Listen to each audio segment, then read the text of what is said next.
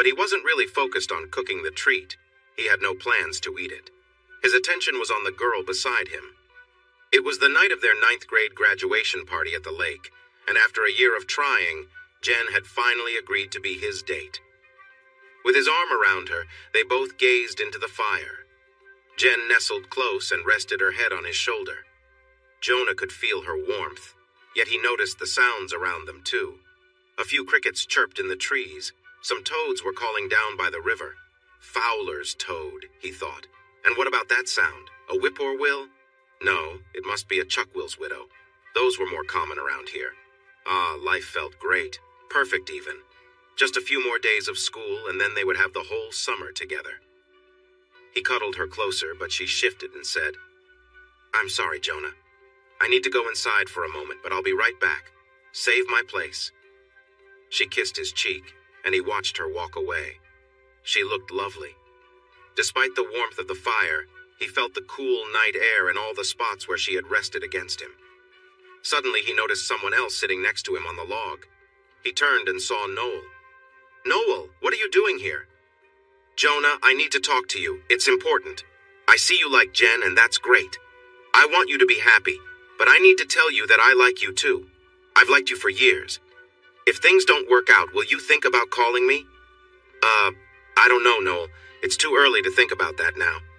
"I understand, but I want to remind you to think of me," she said. Then she reached into the fire and pulled out a heart-shaped brand that was warm and bright. She touched it to his chest, and Jonah felt a sharp sting. He immediately swatted her hand away, shocked, but he could already smell something unpleasant. Jumping up from the log and rubbing his chest, he exclaimed, "What just happened, Noel? You burned me! Why would you do that?" Noel was stunned. She couldn't find the words. Tears filled her eyes as she covered her mouth. Oh, Jonah, I'm so sorry. My brothers and father said it wouldn't hurt. I didn't know it would do that. Please let me help you." "You're not stupid. You just scared me. Please, leave me alone," Jonah exclaimed, turning and walking quickly to the house, pulling his shirt off to see the mark. Noel sat still for a moment, watching him walk away. She could hear him muttering upset words as he headed inside. She stood very still, tears streaming down her face. Everything at the party had come to a halt. Everyone was watching her. But she didn't mind. She was used to it. They knew her family and thought she was just like them.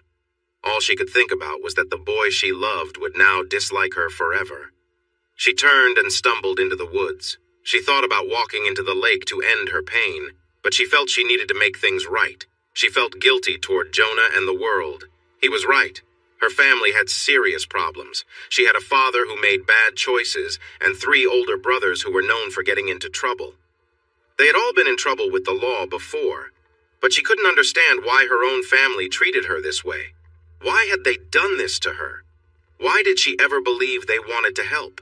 Soon, she planned to move out and leave just like her mom had. As she walked in the woods, she picked up a hot poker and pressed it against her chest. A low moan escaped her as it burned. After a moment, she threw it into the lake. Everything she had hoped for was gone.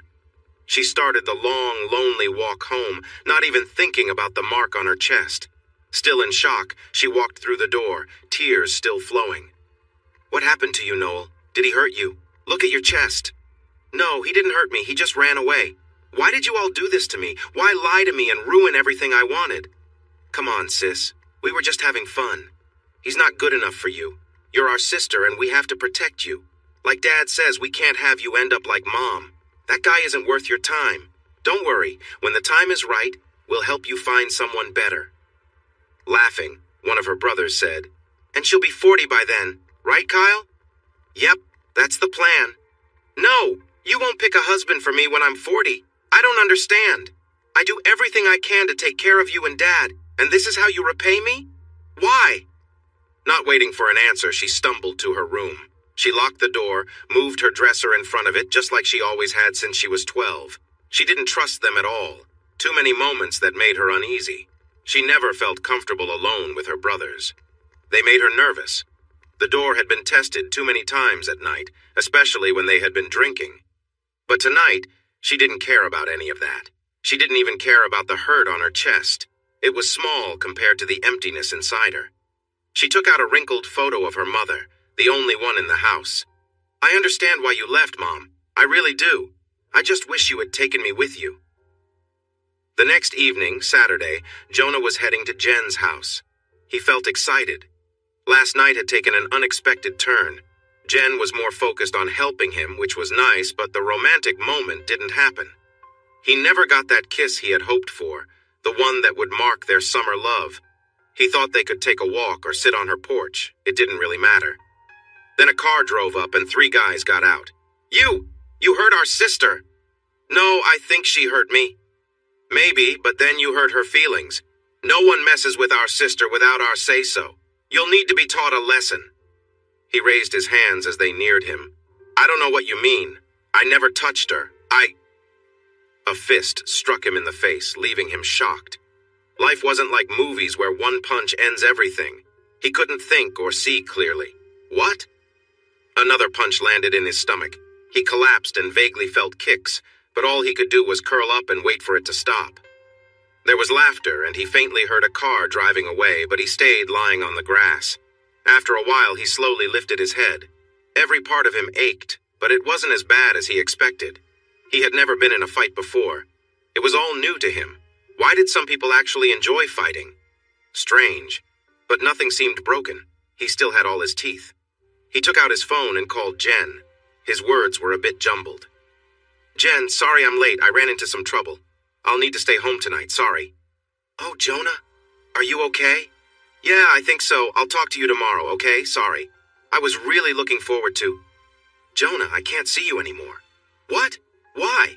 Did I do something? No, not at all. You're great, but my family. We got some scary calls.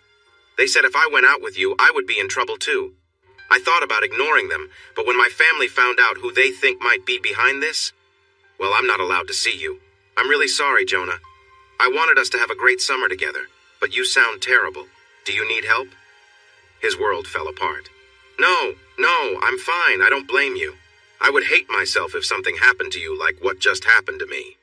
See you in school. He walked home quietly, slipped in the door, filled some bags with ice, and went to bed. The pain was okay. It turned out you could get hurt, and it wouldn't hurt as much as he thought. The brothers were right, though. He was tall and a bit awkward. Anyone could probably overpower him. Even some girls could likely do it. He felt a rush of anger. Never again. No one would treat him like that again. He made a promise to himself, starting tomorrow. On Sunday, he woke up and tried to get out of bed, but then lay back down. Getting hurt didn't sting much at first, until the next day. Everything ached, but he had things to do. He got up, dressed, and by the time he reached the kitchen, he started to feel a little better. His chest was the most sore, and not just because of the fight. His mom turned to him, shocked. Jonah, what happened? I thought you were out with Jen last night. I never made it. I ran into some friends who wanted to talk about my music choices. That's not true, Jonah. You got hurt on Friday and then again on Saturday? Is that Noel again? Or her brothers? Should we call the police? I'm fine, Mom. I can handle it. Which he clearly couldn't. But can you take me to the sports store when it opens? I want to use some of my savings. I need to change things up. He bought weights, a weight bench, and a jump rope, but he knew he needed a plan, some goals, and maybe some advice. He went online. At school, they did a fitness test, which he wasn't great at, but then he found one for Navy SEALs called the PST. It included sit-ups, pull-ups, push-ups, running, and swimming, with minimum and best goals. More importantly, there were helpful videos to get started. He watched YouTube clips on weight training and more. He didn't want to join a gym and be the skinny weakling everyone mocked, so he planned to do it on his own. Yet, he realized that even if he became really strong, anyone could still overpower him. So he searched for a nearby martial arts school within walking distance of his school. Monday morning felt terrible. After what happened on Saturday and what he put himself through Sunday, his body was sore, but he was determined. As he got off the school bus and limped into school, everyone noticed him. He still looked bumpy and bruised. Jen spotted him, tears in her eyes. Oh, Jonah, I'm so sorry. Are you okay? Yeah, I guess. I just wish we could have spent more time together. Me too, but I'm really sorry. At noon, he walked into the lunchroom, and once again everything went silent. Then whispers began. He turned to leave and found himself face to face with Noel. She gasped and broke into tears. She raised her hand to his face as if to comfort him, but when she saw the anger in his eyes, she let it fall. "Here, Noel. I think my cheek still has one spot that isn't bruised. Why don't you punch me there and fill in that spot your brothers left?" "They did this?" "Jonah, I didn't know. I never told them. You have to believe me. I would never want to hurt you or let anyone else hurt you. I'm so sorry. How can I help?" "Like I said on Friday, just stay away. I'm not sure I can handle any more of this." She turned and hurried down the hall, but her brother grabbed her arm to stop her. "Sis, what's wrong?" "What's wrong? You went after Jonah. Why did you do that?" "Because he hurt you. No one hurts my sister." "He didn't hurt me. I hurt him." "Well, that's a mistake on my part." She punched him in the face, knocking him down. "That's right. It's your mistake. We'll talk when I get back." After that, she stopped helping around the house. No cooking, no cleaning, no laundry. She had enough. They'd have to take care of themselves, and it worked until Friday. She knew something was up when she saw her youngest brother, Greg, at school. He gave her a sly grin that made her uneasy. She worried about it all day and grew more nervous when she got home to find her brothers sitting on the couch drinking. "Oh, Noel. Looks like you've been a bit of a troublemaker. Dad's got something to say to you when he gets home." "I haven't done anything wrong. I'm not the only one responsible for everything around here. You three, Noel, just go check down the hall. You've got a little surprise waiting." Every step down the hall filled her with more dread until she saw it. Her bedroom door was gone, taken off the hinges. Her heart sank. It was one thing to feel pressure, but now she had no space of her own. She hurriedly packed a few clothes and essentials into a small bag and hid it under the bed, just in case she had to leave. She then slipped into the closet, locking the door behind her to feel safe for a moment. She heard her father come home and quickly came out of the closet, standing at the foot of her bed. She stood still, trying to shut down her emotions. She felt nothing, looked blank, and made no effort to defend herself. She just hoped the conversation wouldn't go on too long. "Noel, I'm disappointed. You've been irresponsible, and on top of that, you're not helping out like you should. You've got about 30 seconds to get back to doing your part, or that door stays off for good. What's it going to be?" "I'm sorry, Dad. I'll do my share again. I shouldn't have stopped. Please forgive me." "Good. That's what I want to hear. We all care about you, Noel. Now go out there, apologize to your brothers, and get dinner started. And while you're at it, make one of those chocolate cakes we all like. We need to celebrate being one big, happy family again." "And you need to get working, Noel. You're behind on the laundry, the dishes are piling up, and the restrooms need cleaning. I don't understand why your brothers make such a mess when they drink. Kyle! Travis! Your sister wants to talk to you and fix the door. Greg, can you get me a drink? It's been a long week." After school ended, Jonah threw himself into his routines. He woke up early, did exercises, lifted weights, ran 4 miles to the lake, and swam hard for 45 minutes. Then he ran 3 miles to his family's bakery before heading to the training center after his shift. He would attend classes and work out for an hour or two, then run home again. It was tough, but he loved it. After all, he didn't have much else to do. No girl seemed interested in going out with him for long. They would call it quits after just a date or two. Word got around, and soon he was having trouble getting even first dates. Jonah got stronger each year, but still no dates. He was accepted into a wilderness EMT program in Colorado, which combined college classes with EMT training. Summers would be filled with activities like search and rescue, rope courses, rock climbing, kayaking, nature studies, and leadership courses. He was eager to begin and signed up for summer classes to get ahead.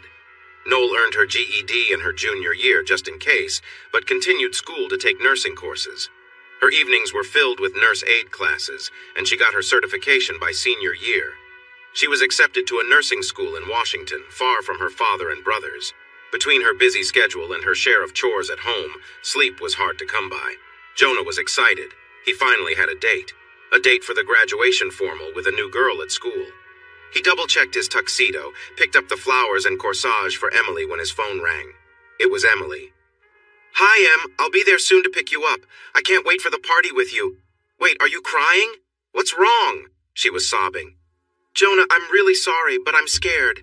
For 2 days, my family received strange phone calls telling me not to go with you. I told them to leave us alone, but they even slashed my car tires and left a note saying that it was just the beginning. I just can't go with you. I understand. It's okay. You're making the right choice. I don't want anything bad to happen to you or your family. Those people sound dangerous. Thanks for considering me. Good luck at state in the fall. If you still want to go, I can stay home to make things easier for you. I bet you'll look lovely in your dress. And what you just offered is exactly why I wanted to go to the dance with you. But my family feels I need to stay safe. Thanks, though. Have a great summer in Colorado. I'm envious. He decided to go to the party anyway. He knew none of the girls would want to dance with him, but the band was supposed to be great, and he could hang out with his friends. He drove to school, got a drink, and as he turned around, Noel was there. You're sneaking up on me again, aren't you, Noel? Jonah, I know you don't think much of me, but could we have just one dance together? Please? It's okay if you're not into girls. That's fine, please. He stared at her in surprise. Not into girls? Why do you think that? Well, you don't date any girls in school. You're the best-looking guy in the class, and you're always with the guys. Are you serious, Noel? I never have dates because of you. Every time I start to date someone, trouble happens. I'm untouchable. I had a date for tonight and you messed it up. Jonah, I didn't do that. I'd never do something like that. I had no idea. I want you to be happy, even if you don't like me. Oh no, my brothers, Jonah, I'm really sorry. If I had known. It's hard to believe you, Noel, and I'm tired of your apologies. But Jonah, She started to cry and her makeup began to run. She turned to leave, saying, I would never do anything to hurt you. I'll go. Have a good life. If it helps, I'm also untouchable. I haven't had a single date in high school. My brothers might have caused that too. She cried all the way home, feeling hurt. She ran to her room, locked the door, took off her dress from the thrift shop, and cried some more. Her brothers looked at each other. That guy is at it again. We need to deal with him this time. Let's wait until later tonight and... At 2 a.m., the phone rang at the Baxter home. He heard his mom gasp and then say, No, it can't be. We'll be right there. Hearing the call made him jump out of bed. What's wrong, Mom? The bakery's on fire. We need to go see how bad it is. How could this happen?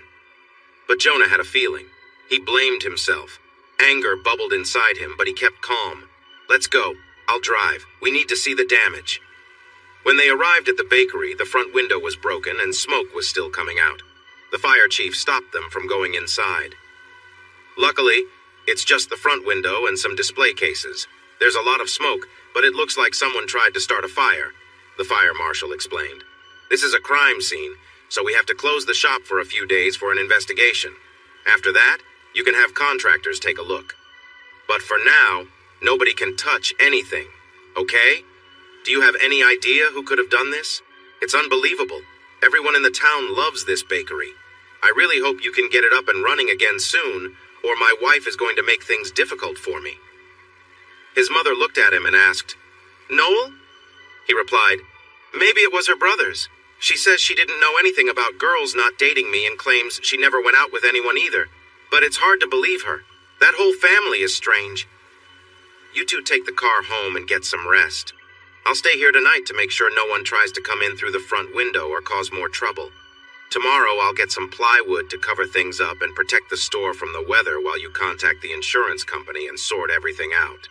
And he thought, tomorrow I'll take a little trip to a nearby town to get a few things. It's time to settle the score.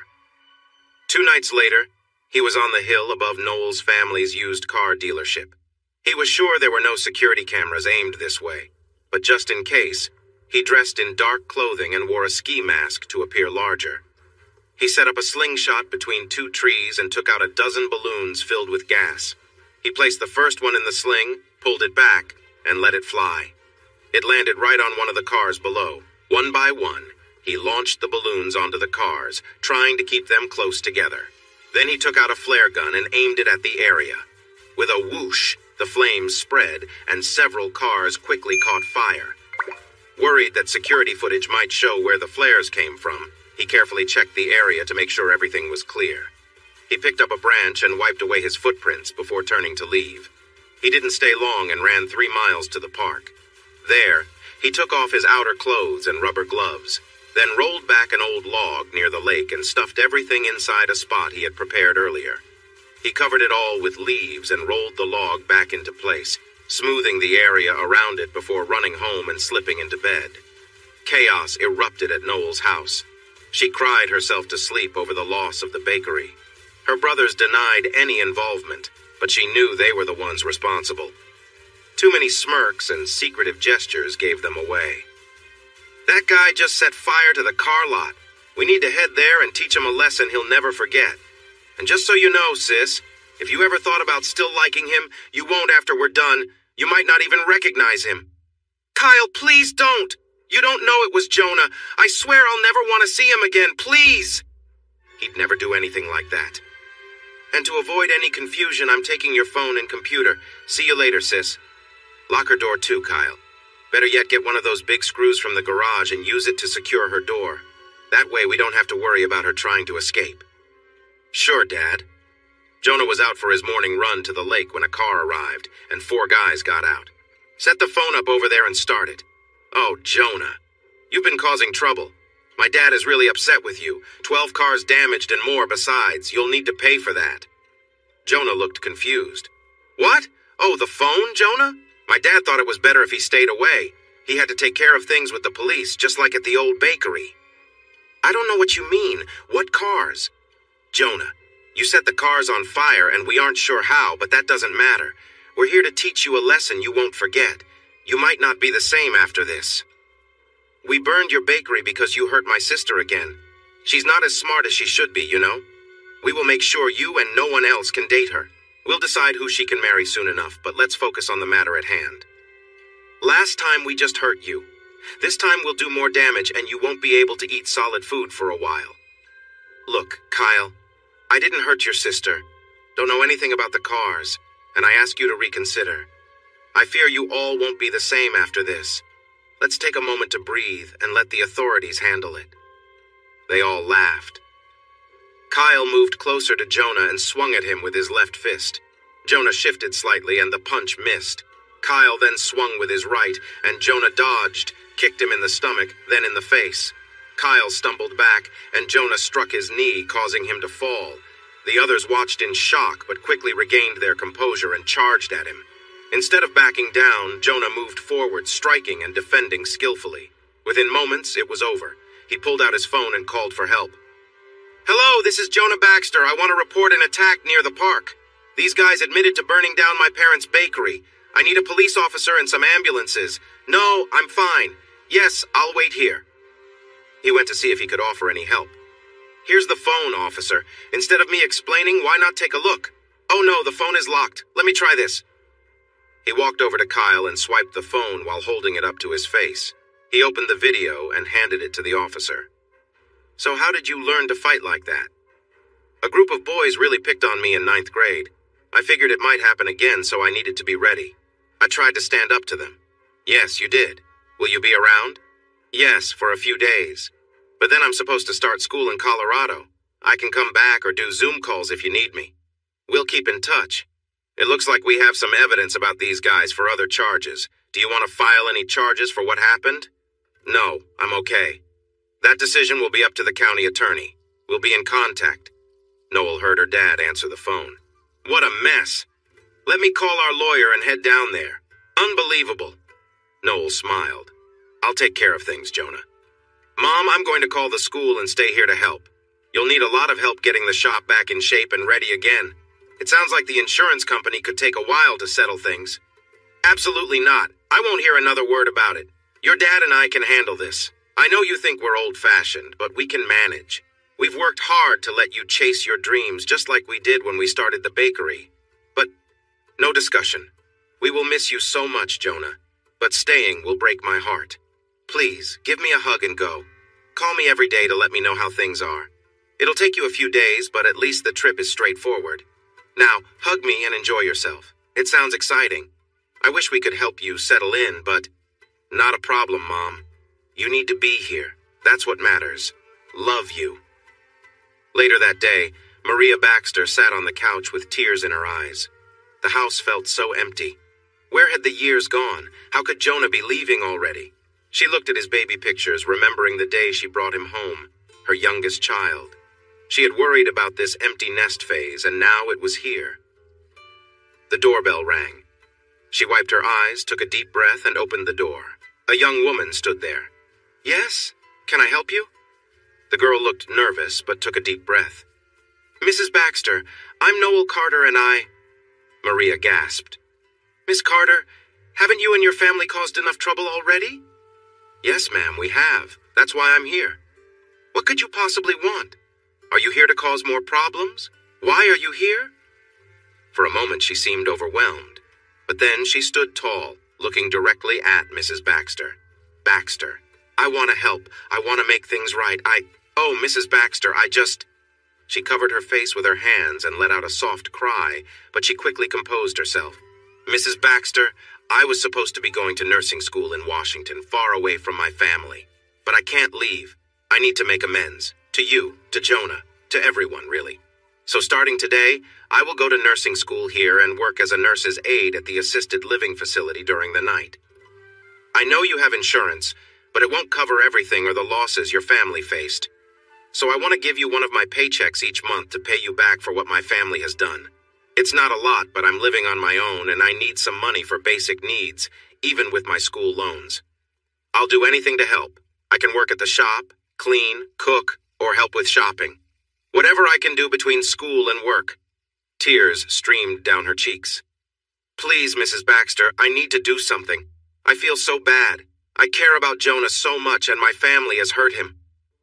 "You care about my son?" She nodded.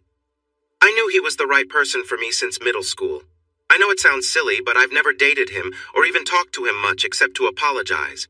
But he's always on my mind. All I want is to make sure he is happy and to support my brothers." She paused. Taking her hand, Mrs. Baxter pulled her into the house. "Come in, dear. Let's have a cup of coffee and talk. I think we have a lot to discuss. There's more to this than I realized." She smiled. "And that old announcer used to say something like, 'And for the rest of the story.' I can't remember his name, though." Noel looked at her, confused. "It must be before your time." An hour later. "So, you didn't know about the fire or the fight beforehand?" She shook her head. "After the cars caught fire, they went to find Jonah. I wanted to warn him, but they took my phone and locked me in my room. They even jammed my door shut. I was really worried. I thought I might lose it by the time my dad went off the deep end. I was so relieved when I learned Jonah was okay." "You haven't mentioned your mother." "My mom left when I was 5. I guess there was too much going on. I don't remember her much and don't blame her. I've been planning to leave for years, but I felt I needed to finish high school even though I got my GED last year. To be honest, I'm not sure if they were ever officially divorced. I don't blame her, but it meant I became like Cinderella. I had to take care of 4 lazy brothers. I did the cooking, cleaning, and laundry. I was like their maid. I worked all weekend while they relaxed. I guess that's why nobody ever wanted to date me either." "Really? Did you ever think about finding your mother?" "I think about it a lot. I hope she is happy. Soon? Maybe? Not yet. At least Jonah seemed to have some good dates. Not a single guy ever asked me out.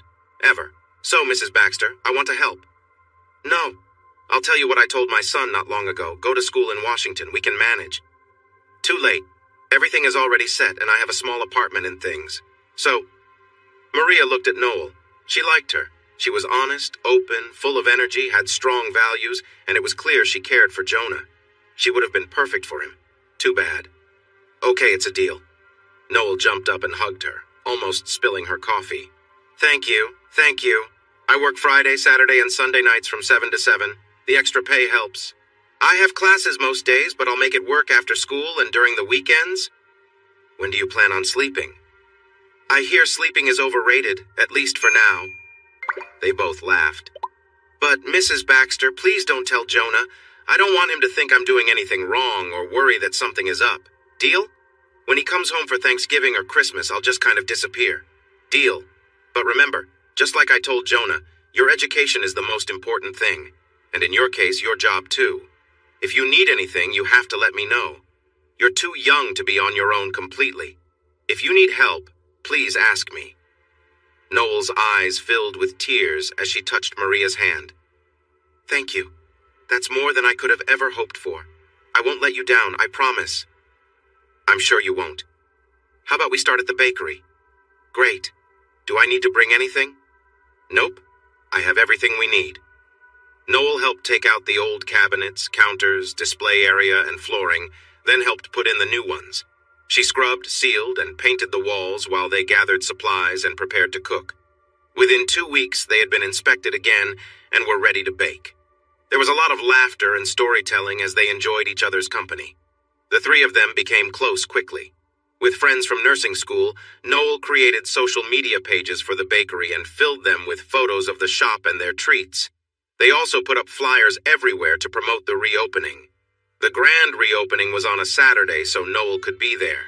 She welcomed both old and new customers, helped with their orders, and chatted with everyone. She loved it. She felt useful and appreciated. It was a completely new feeling for her, something she had never experienced at home. There, she only felt like she had been used. By the end of their first day, they had almost sold out of everything: bread, cookies, rolls, donuts. Maria had posted pictures of their opening, and as they closed the doors and locked up, her phone rang. "Jonah, how are you? It's so nice to hear from you. What's new?" "Congratulations on opening up so quickly. How did you do it?" "Well, we had a lot of help. We almost sold out today." "That's great. I can't believe you have a website and social media now after all these years." "Well, we had help with that, too. I think it will really support our business. We can share updates, sales, new items. We wouldn't have thought of half of this without our generous helpers." "Speaking of helpers, Mom, one of your photos shows a girl with dark hair who kind of looks like Noel. Was she there?" "I'm not sure what she looks like, dear. I'll check the yearbook. That was probably just a customer." "With an apron? Mom, please be careful. I know the sons are in jail right now, but their dad's out and, well, the whole family is trouble. So just be cautious, okay?" "All right, so how's school going?" And then the questions began. "Are classes okay? Your room? Are you eating well? Have you made any friends? Do you like the place? Meet any nice girls?" When Noel heard the last question, a piece of her heart broke again. She knew he would find someone, and it wouldn't be her. But she just wanted him to be happy, right? No, she wanted to be the one to make him happy, but how? After hanging up, she turned to Noel. "We couldn't have done all this without your help. The insurance company is still working on our claims, so thank you." She wished there was a way to get Jonah to notice her. They would make a great couple. "I tell you what, Henry, I'm not cooking tonight. You're taking Noel and me out for dinner." "I would love to, Maria, and thank you for the offer, but I have to go to work. I need to be there around 6:30. Oh, that reminds me." He pulled a check out of his pocket and handed it to her. "Oh dear, no, you've done so much already. A deal is a deal, Mrs. B." He hugged them both and got a bit emotional. "Thank you. You have done more for me than you know. So, are you baking tomorrow?" Maria nodded. "Can I help? Maybe you can teach me a few things. I can cook, but I've never baked, not really, just cookies and boxed cakes for birthdays." A flash of anger crossed her face as she remembered the things she had to do for her family, but then she relaxed. "See you tomorrow, and thank you again. It means more to me than you can imagine." Maria sighed as she left. "Henry, I swear she's the daughter we never had. Her childhood must have been hard, but she's grown into such a wonderful young woman." As Jonah hung up, he felt uneasy. That had to be Noel. The hair and shirt looked so familiar. His mom had seemed evasive and changed the topic too quickly. What was going on? Noel had become a part of the family, often spending time with the Baxters or at the shop. She was getting better at baking and loved helping Henry prepare treats to sell. They shared many hugs and playful conversations. With Thanksgiving approaching, Maria said, "Noel, Thanksgiving is coming up. Jonah just told me he won't be coming home, so you'll join us, right?" "Oh, Mrs. B, I would love to, but I actually have to work a double shift on Thursday to let others spend time with their families. I work again on Friday night, too. I'm sorry. Can you save me some leftovers?"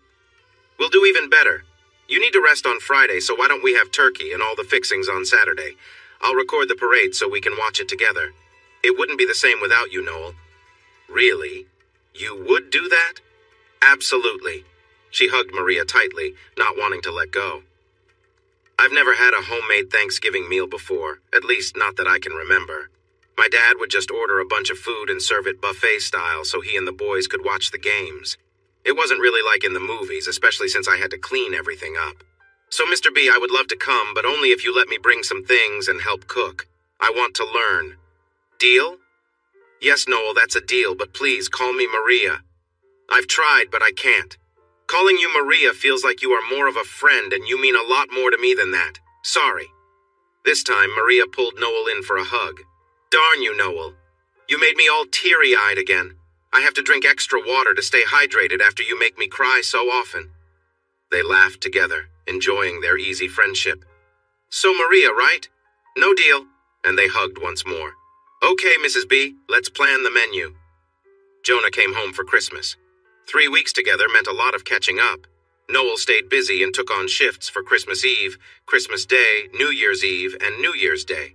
Holiday pay lets others be with their families, she explained. On Christmas Eve, just after lunch, Maria said, I need to run out and drop off a few things.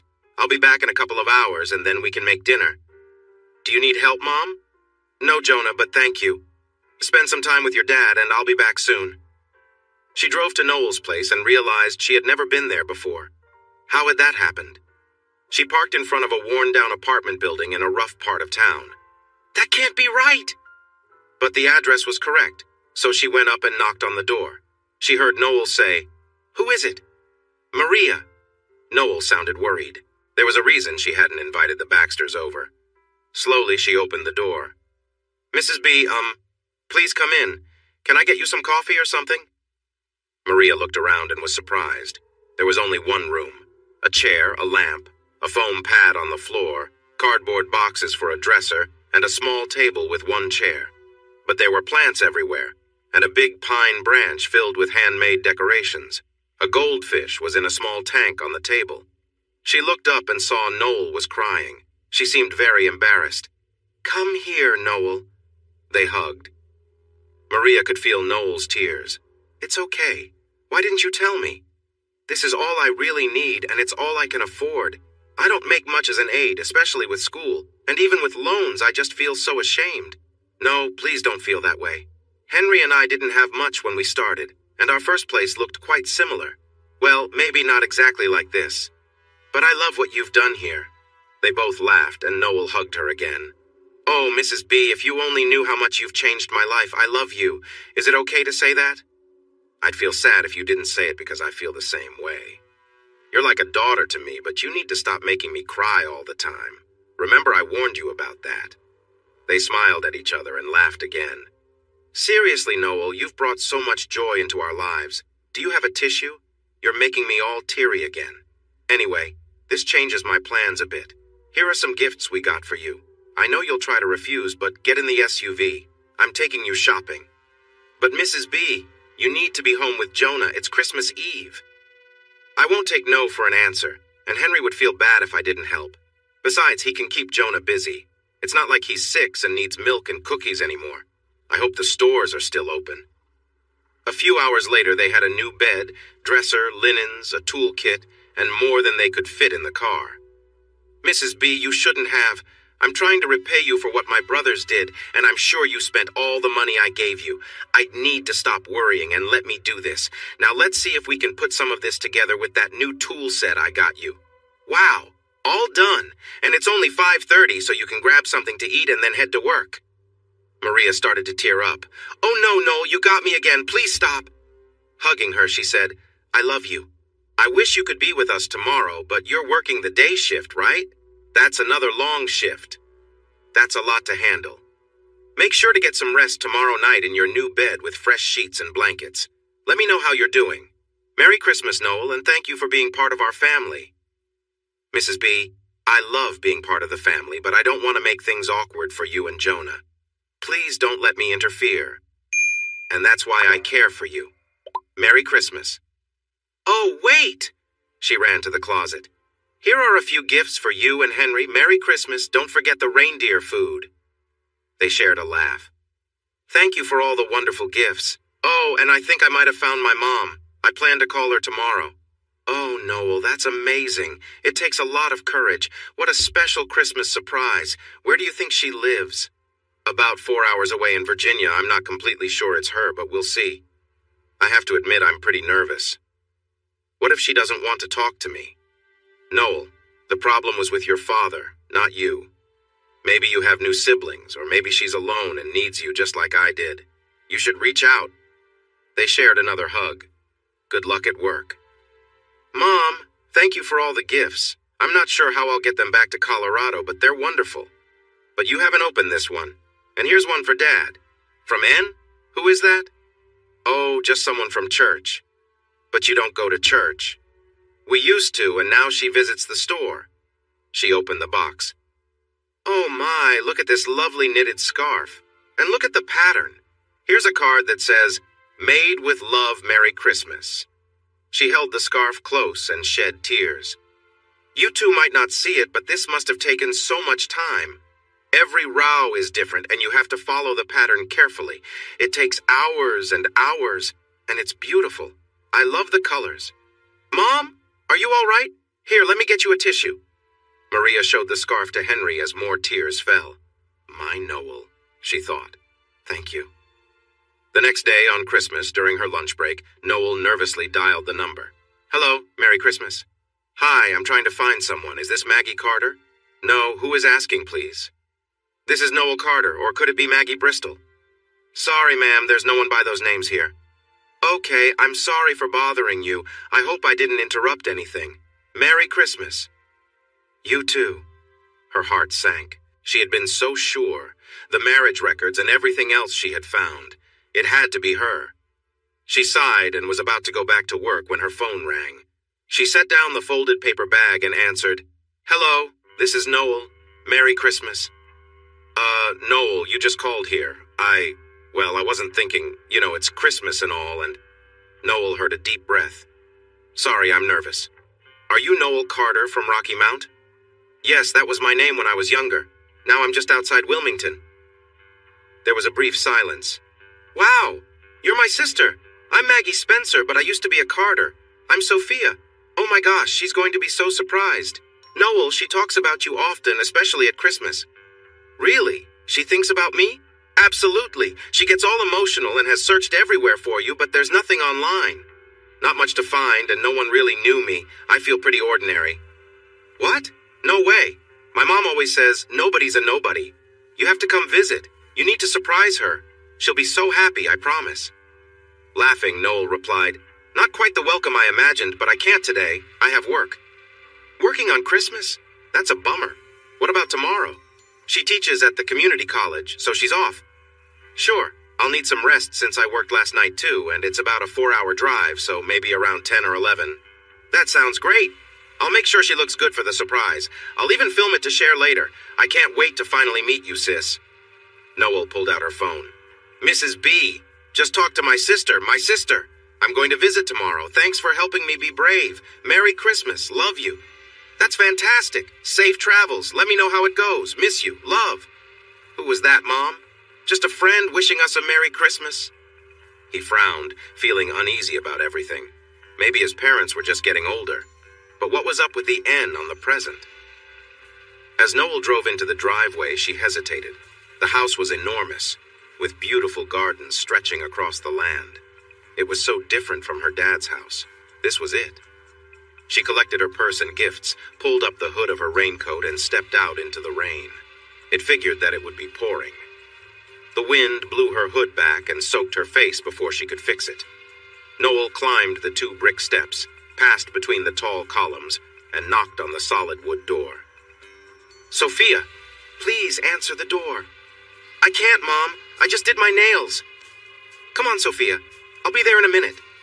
Sophia smiled and grabbed her phone. Maggie opened the door. Yes? Can I help you? She paused when she saw Noel. Noelle pulled her hood back to reveal her face. Mom? With a joyful gasp, Maggie stepped forward and wrapped her arms around her. They clung to each other and began to cry, drenched from the rain, but completely unaware of it. Noel, I've missed you so much. I think about you all the time. I'm so sorry for leaving you with...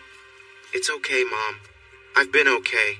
I thought about you too, but sometimes it's hard to remember everything. I only had one small, crumpled picture he must have missed. Come in. Come in. She laughed. We're both wet from the rain. She hugged her again. I'm afraid to let you go. It just doesn't feel real.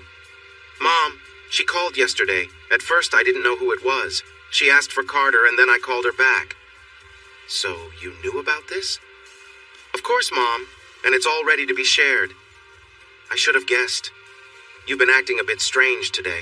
Noel, oh my, you're beautiful and grown up, but you still look the same, so different from your sister.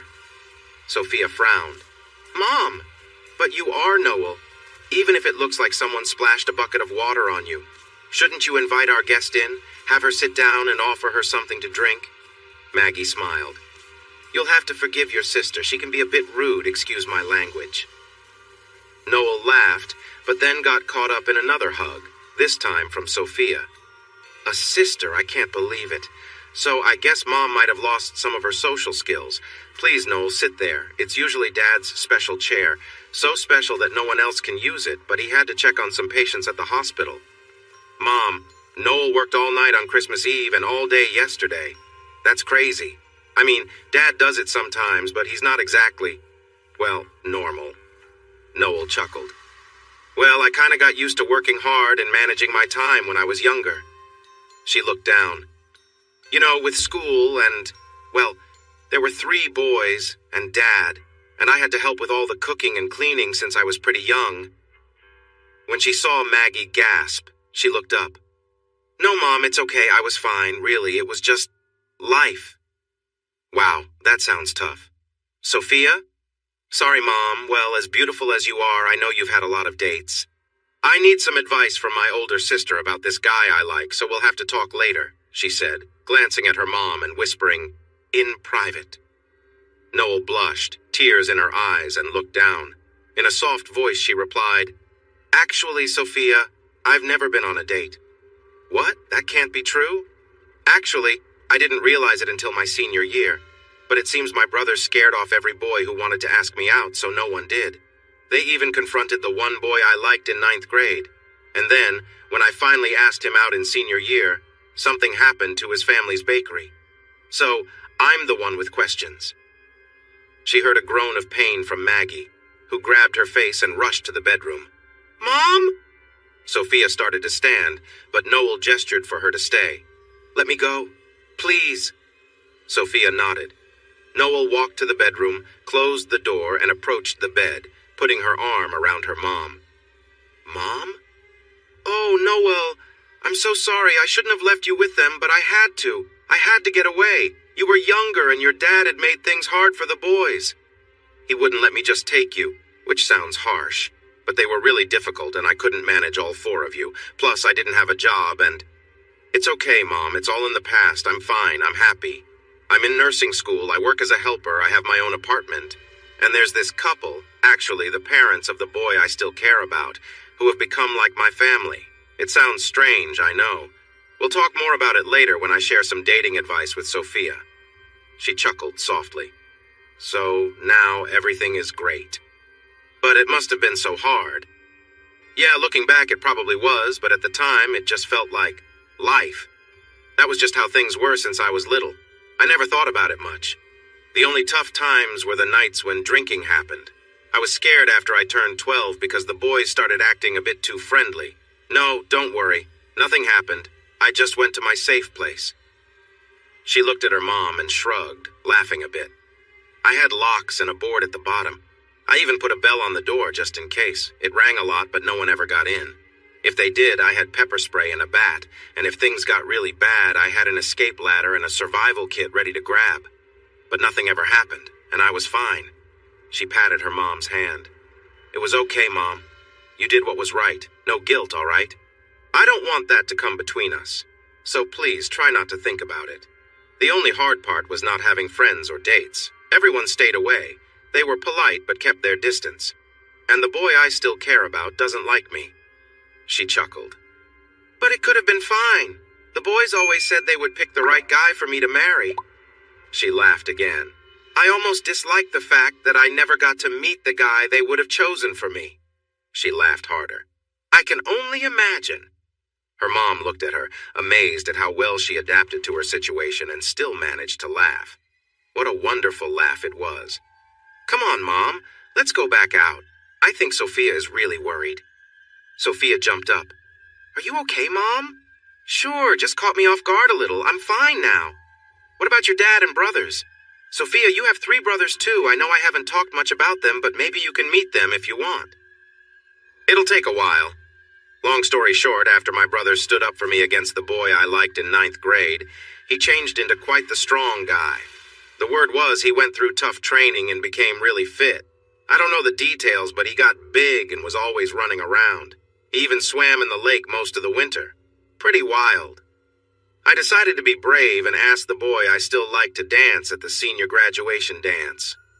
Well, it turned out the boys had caused trouble for his date and she canceled. So neither of us had dates. He was really upset and didn't act like I thought he would. I went home crying. Not my proudest moment, for sure. Oh, Noel, that sounds awful. Yeah, the boys thought it was terrible too, so they took action and messed with his family's bakery. Fortunately, it wasn't too badly damaged. 2 nights later, someone set fire to my dad's car lot. It ruined a lot of cars, and nobody found out who did it. But I have a strong feeling it was Jonah. The boys took a friend along and decided to teach Jonah a lesson. They were kind of foolish, though, because they recorded their actions and showed it to my dad. They admitted to what they did, and then Jonah got really angry. He ended up hurting all of them and called the police, showing them the video. Now all 3 of them are in jail. I haven't seen my dad since graduation. It's not the love story I wish I had. Pausing to breathe, I continued. I was supposed to go to nursing school in Washington, which is far away, but I felt I needed to take responsibility since all of this happened because of me. So I switched to nursing school at the local community college, got a job as a nursing aide, and convinced the Baxters to let me help fix the bakery. I send one of my paychecks to them every month and help out at the shop. I've become quite a good baker, and they have turned into a sort of family to me. That's wonderful, Noel. What about Jonah? I'm sure he still dislikes me. He's training for wilderness rescue and EMT in the mountains of Colorado. To complicate things further, he doesn't know anything about me or his parents. I spent Thanksgiving with them since he wasn't home. I helped with the cooking. It was such an amazing experience, so different from the store-bought dinner my dad always got. He would serve it buffet style so they could watch the games, and I ended up cleaning everything afterward. Wow, Noel, how do you stay so positive? Sophia's mom glanced at her, making her pause. It happened, and it's behind me now. I try to live by the saying, enjoy today so much that yesterday feels jealous. Jonah came home for Christmas, so I stepped back. But Mrs. B surprised me with a bed and other gifts on Christmas Eve. I couldn't believe it. Sophia listened intently, tears filling her eyes. She rushed over to hug Noel. Noel, that is such a sad story. I would be so upset all the time. How do you keep smiling? I'm not sure, Sophia. I think I just try not to dwell on it. It is what it is. Kind of like how a dog just enjoys life, you know? Something interesting happens with dogs. They just seem to move on no matter what. She laughed, adding, so I guess that makes me a bit tough. But Mom, I have a Christmas gift for you. It's not big, but I made it. Here, Sophia, here's one for you too. I'm sorry, Mom, but I didn't know if you were married or not. Well, I don't have a gift for your husband. Mom, I can't remember his name, but is it Spencer now? No, it's John. My last name is Spencer, that's right. Noel handed them boxes. They opened them to reveal scarves.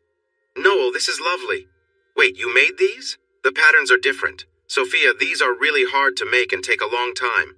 Thank you, Noel. I'm sorry I don't have anything for you. Someone didn't tell me you were coming. Wow, Noel, you're making me look bad. With school, work, baking, and knitting, how do you find time for all of this? In a playful fatherly tone, she said, well, my dear, if you'd focus less on boys and your phone, you'd be surprised at what you could do. They all laughed and hugged. You've actually met my dad, right? More laughter followed. Show us some pictures of your apartment. I bet it's beautiful. Noel glanced at Sophia, then looked down. I don't have any. To be honest, quoting Mrs. B, it's pretty rough. But it's what I could afford, and it's mine. That's what counts. Until the 24th, I just had a foam pad, a chair, a little table, a lamp, some plants, and my goldfish Herbie. She got me a bed, a dresser, and a lot more. No one has ever done something like that for me. Mom, I think we should support her more. No, really, I'm okay. I don't need anything. That's not why I came. But Mom, seeing you happy really makes me joyful. You don't know how much I've wished for your happiness, even if I'm a little complicated." More laughter filled the room. "I take back what I said. Mom, you should definitely keep her. Can I ask one thing? You don't have to answer, but Sophia is 15. I was 5 when you left, and I'm now 18. "I don't quite understand." "Wow, Mom. Noel, our mom isn't great at math. She couldn't help me with algebra or geometry. What she means is that you had 5 kids instead of 4, and you took me with you instead of Noel." "No, she began, then stopped. "What my somewhat quiet mom is trying to say is that I went with my dad. We were a package deal, and then she adopted me. So we're not related by blood, but you're still my sister, right?" "For sure. Forever." "Great. But honestly, I would have picked me too because I'm so adorable." She blinked cutely and tilted her head. Her mom playfully swatted her. "Okay, enough about that. Your home is amazing. I've never been in a place like this. And your yard? It's my dream yard. I always tried to help around Dad's place, but I didn't have any money, and the boys often broke things without meaning to. It was just their nature. So I eventually stopped trying, but I always kept plants in my room." "Mom, it's getting worse. We need to do something. We should take her shopping. I bet she has hardly any clothes for that dresser." "Hold on. Let me make something clear. I didn't come here to make anyone feel guilty. This is not a pity party for Noel. My life is not like that at all. I really enjoy school and have a lot of friends there. I love my job and the people I work with. Helping out with the Baxters is also something I enjoy. I'm okay. I focus on what I have rather than what I don't. I wear scrubs at work and I own a few pairs of pants and some tops. I even have a nice dress for interviews, pajamas, and some belts from thrift stores. It's not like I'm going out much. My apartment, my car, and my phone expenses keep me busy. That's why I've started knitting, and that's perfectly fine with me. Compared to last year at home, it feels like a dream. Much better." Maggie could see Noel was starting to feel a bit uneasy. "No, Soph, let's take things slow. It seems Noel has everything under control and is happy the way things are, and she should be. I'm so proud of you, dear. You've done so much, and you're such a wonderful young woman." She got emotional. "I wish I could take credit, but you've accomplished this all by yourself. Congratulations. You should be proud too." "I am, most of the time, but you both have shared so much about me. What about you? When did you get married? How did you meet? What do you teach? I have a lot of questions." "In that case, you have to stay the night. How long can you stay?" "I work tomorrow night, so I need to leave in the afternoon. It's about a 4-hour drive. You should take a day off or something." "Sorry, Soph, I'd love to, but I can't. Someone has to be there. If I call in, it means someone else has to cover for me, and that's not fair to them. But I'd really like to come back if that's all right." "Of course, and we'd love to visit too. I want to meet Mrs. Baxter." Just then, the garage door opened, and a tall man with some gray hair walked in, dressed well. Maggie jumped up to greet him with a hug. Noel stood as he looked her way. "Oh, hi, I don't think we've met. Are you a friend of Sophia's?" "No, John. I'm Sophia's sister, Noel."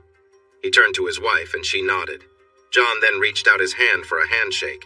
Then he hugged her tightly. "Well, it's great to meet you, Noel. I've heard a lot about you, but I imagined you to be much smaller," he chuckled. "But you're lovely, just like your mom. And you have her eyes. I'm not sure what happened to that one over there." "Dad! I'm taking back your Christmas present." He pinched her cheek playfully and hugged her again. "Oh, sweetums, I was just joking. You're the best daughter any dad could ask for," he said, pretending to gag. "I'm about to throw up too, Pops. Better get out while you can, Noel." "Come on, Noel. Help me out in the kitchen to get things ready.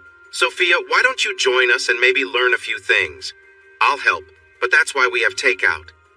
"Noel, do you think we can make some homemade bread?" Noelle checked her phone for the time. "As long as we skip letting it rise a couple of times and get that part over with.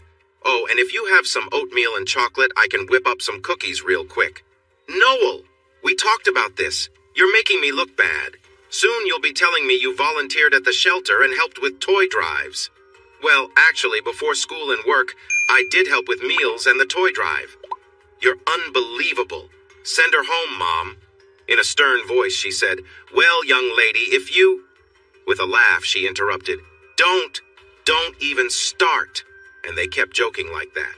She drove straight to work and changed into her scrubs that she always kept in her car for emergencies. As she unpacked, she found an envelope with a letter and a check for $1,000. My dear Noel, I loved you the moment I knew I was pregnant and missed you every day since I left. Thank you for taking the time to find me. I had given up hope of ever seeing you, and then there you were, standing in the rain on my porch. I'm so proud of you, and you should be proud of yourself too. You have become an amazing woman all on your own. I don't know how you did it, but you did. Remember, you are part of our family. We all love you, and the Baxters love you too, so you have two families. You've done so much by yourself, but you don't have to do everything alone. You have a huge support team. Us, the Baxters, your friends, classmates, and colleagues. Let people help you. You are never alone. I love you more than I can express. Mom, cash the check. You need at least 2 new tires, insurance, your inspection sticker is overdue, and your car sounds terrible. Don't forget to get some groceries, too. If you need more, call. Please. If things had been different, if I could have taken you with me, I would have been paying for everything, including your college. She cashed the check, and the money was gone. Mom was right. 18 months later, Noel had finished her nursing degree, and it was time for graduation. The Baxters were excited, but Jonah was home for a few days before starting his summer training. "Where are you two going all dressed up?" he asked. "I'm sorry, Jonah. Didn't I mention it? We have to go to a memorial service. There's a ceremony at the church, then a trip to the cemetery, and later a little gathering. They're making quite a big deal out of it." "Why? Who passed away?" "Oh, just someone important your father knows. It's more of a formal thing, but I tend to get emotional, so I'll probably cry. See you later. I left some food in the fridge for you." Jonah looked at his mom again. Those didn't seem like clothes for a memorial. Why all the secrets? The Baxters drove to the college and sat in the front row. It was a small ceremony for the nursing students. Maria turned to Henry. "Look at Noel. She's glowing. I'm so proud of her. Remember, she said she was getting an award for being second in her class?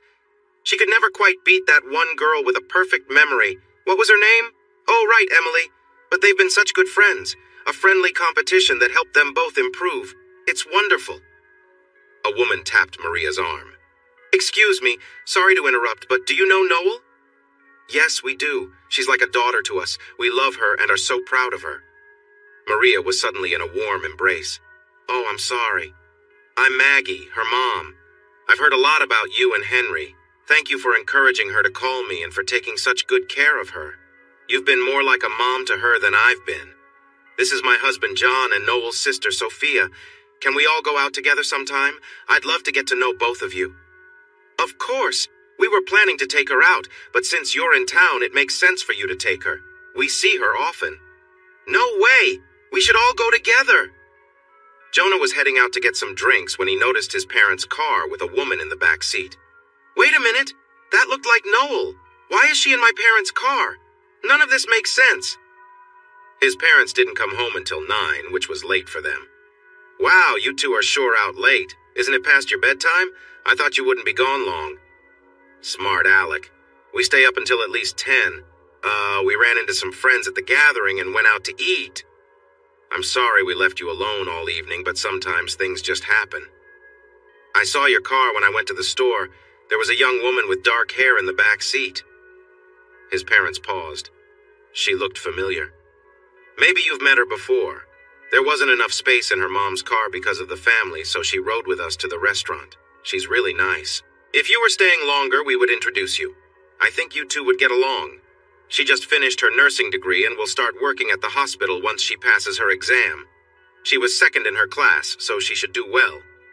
You seem to know quite a lot about her." "Well, you know how parents can be. We heard all about her at dinner. So what did you do while we were gone?" He thought back to the photograph that had suddenly gone missing and the scarves. It just didn't feel right. But how could they be connected to Noel? It didn't make sense at all. The state exam wasn't available for a month after graduation, and then you had to wait for the results.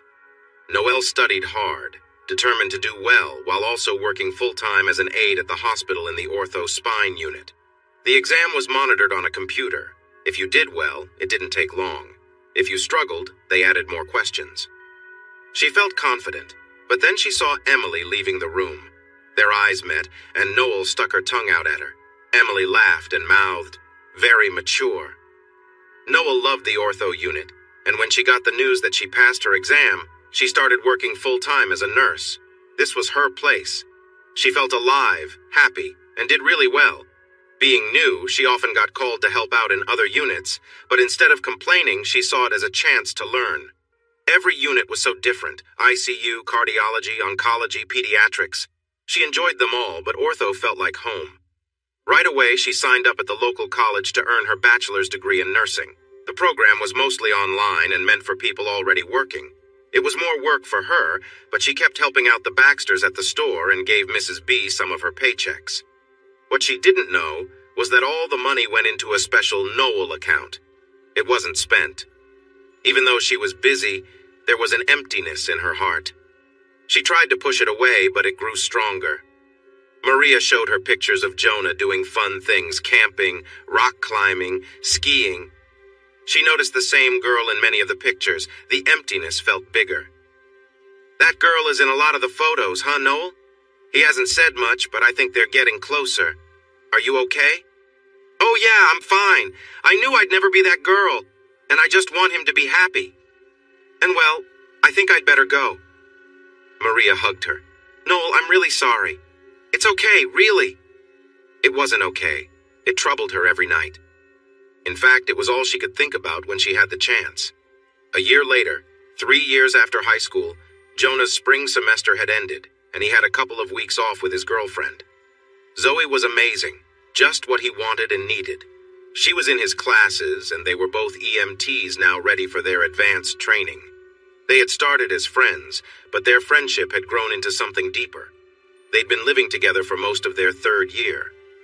When he told his mother about Zoe, he believed she was the one. Maria didn't mention that to Noel. Jonah was sure of it. He was surprised that when he shared his excitement with his mom, she didn't seem as thrilled. I guess they were just getting older. But today was special, his big day.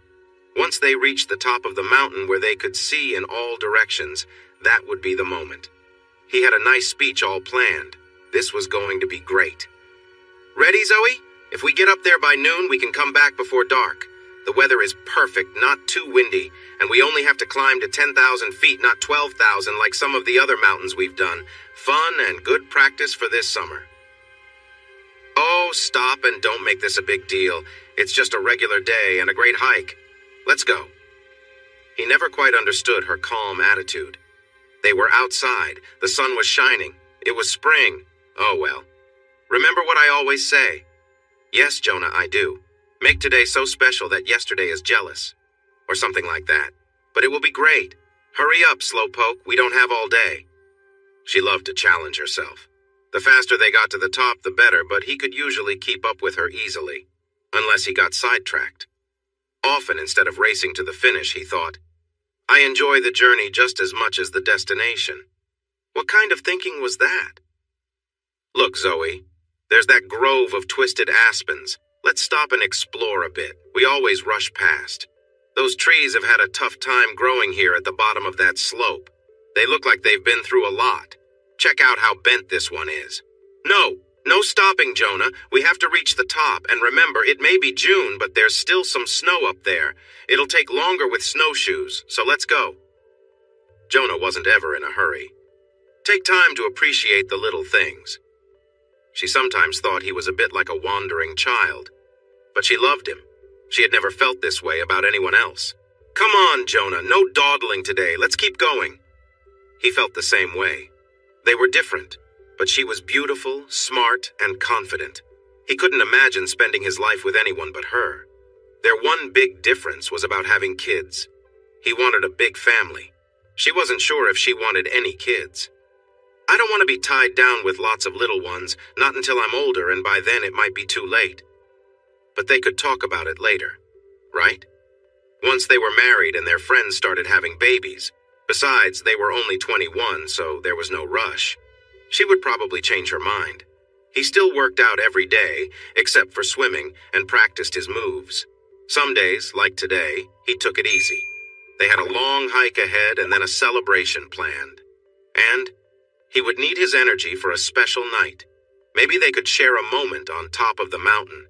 That would be wonderful. What a memory it would make. Even though it would be snowy, she thought, how did he propose to you anyway? But something was off. He usually paid close attention to his body, and today didn't feel right. He had felt sick a few weeks ago, but was fine since. Today, though? Maybe he was just tired, but his feet felt strange, and his legs didn't feel strong. It was like he had worked out too hard. They climbed 4,000 feet, going from 6,000 at the base to 10,000 at the top. Not a problem. They moved through the aspen trees, then the spruce and fir, until they reached the rocky summit. But he found himself breathing hard as they arrived. "What's going on with you, Jonah? You never get out of breath on a climb like that. I'm usually the one lagging behind. Are you getting old? Sneaking junk food when I'm not around? No, I guess it's because of the way I wore you out last night. You know what the football players say? No distractions before a big game, it makes you weak. I think I'm the one who wore you out. You're not remembering it right." "Sure. Whatever helps you sleep at night, Mr. Strong Guy. But you're sweating. What's up?" "Nothing. I'm fine. It doesn't matter. Just look at the view. It's like seeing a whole universe of mountains around us." "Yeah, it's amazing." Jonah got down on one knee and pulled out a small box. "And Zoe, as we look out at this universe," she turned and saw what he was doing. She froze, covering her mouth with her hands. "As we think about the future, there's only one person I want to share my life with. Zoe, will you marry me?" Without thinking, she exclaimed, "Yes! Yes!" She lunged forward and they both fell into the soft snow.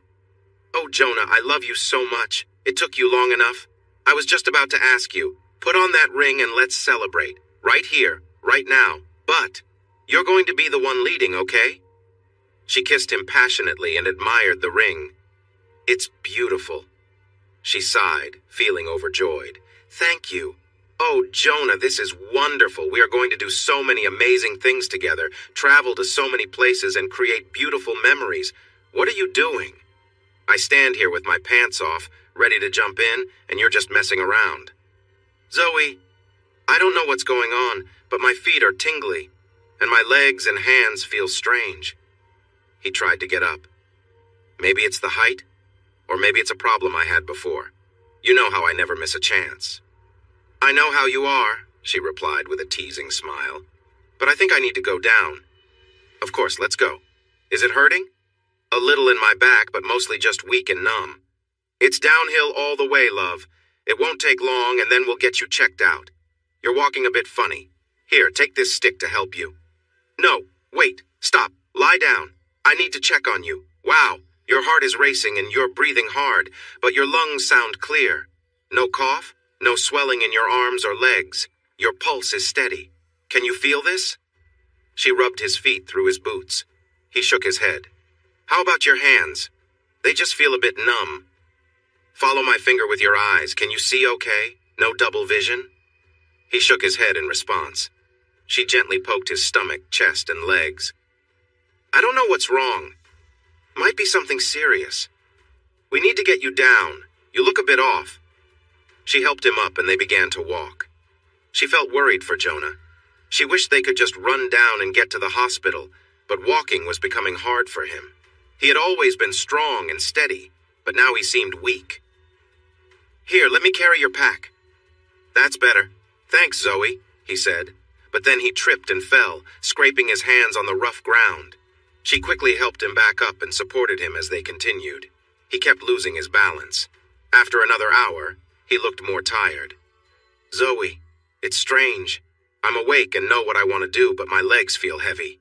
I can't even feel my feet anymore. Just keep moving, one step at a time. Focus on lifting one foot and placing it down, then the other. We're almost halfway back. You're doing great. Next time, maybe I'll fall for someone smaller instead of a big guy like you. Remember the little engine that could—" He chuckled, though things were getting harder for him. He kept stumbling, with scrapes appearing on his hands and face. She felt more nervous as he seemed to get worse. Despite his best efforts, getting back on his feet was becoming tougher with each fall. He started lifting his leg with his thigh muscles, turning slightly and setting his foot down. Then he repeated it on the other side, one careful step at a time. He was moving slower, breathing harder, and was covered in sweat. He tried to get up again. "Zoe, I'm sorry, but I don't think I can get up. My legs are feeling weak." "Come on, we can't stop here. You can't give up. We only have about a mile left. I can't carry you, and there's nothing to help me move you. Please, let's keep going. He tried to stand, took a few steps, and fell again. I guess it's time to call for help. Good idea.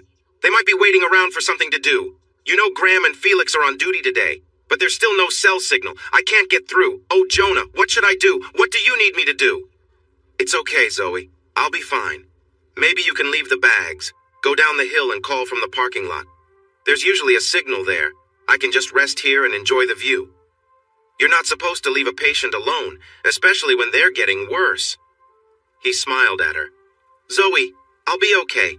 It's probably just some weird after effect or something. Just be careful going down. If you get hurt, we'll both be in trouble. All right, that sounds like a plan. I'll be back quickly, I promise. Here, give me a kiss, Jonah. I love you. What a way to get engaged. What did you do when you said yes? Just stay put. He laughed. You're coming back, right? Seeing that he was joking, she kissed him again. You're impossible. If you didn't want to play around, you could have just said so. Oh, wait, that's my line. They exchanged smiles, but he could see the worry on her face. Zoe? Jonah, I have to go. What? What snacks did you bring? Sometimes, Jonah Baxter, why do I even love you? I could leave you here for the bears. Look, there's one now. I'll be right back. She started running down the hill.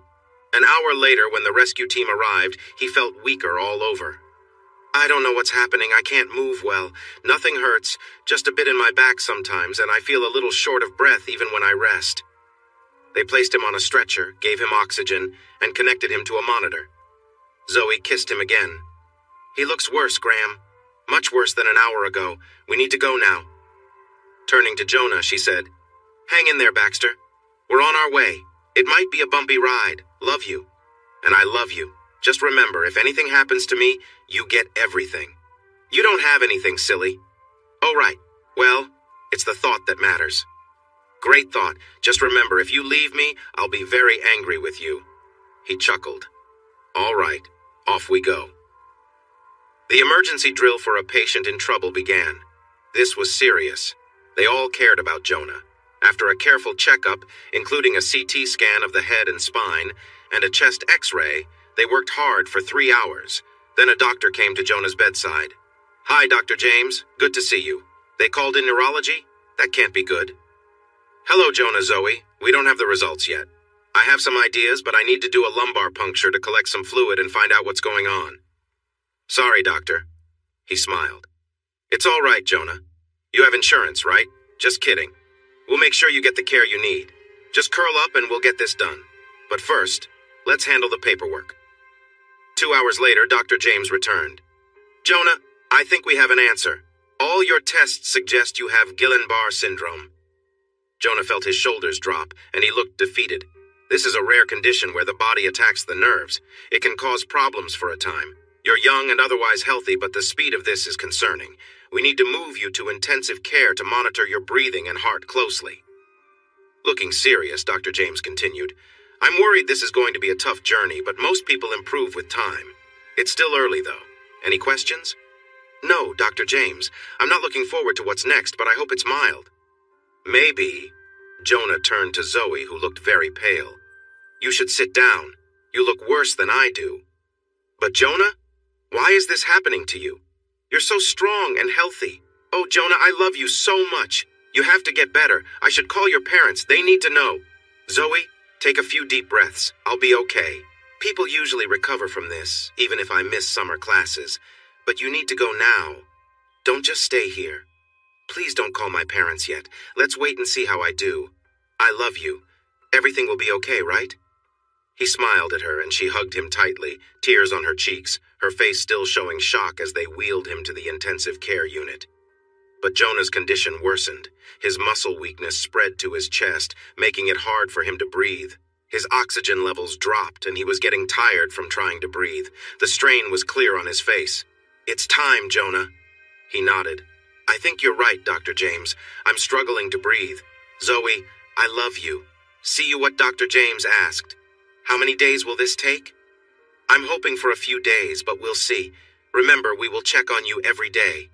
Can you call my mom for me? Of course. Zoe stepped out as the nurses closed the doors and pulled the curtains.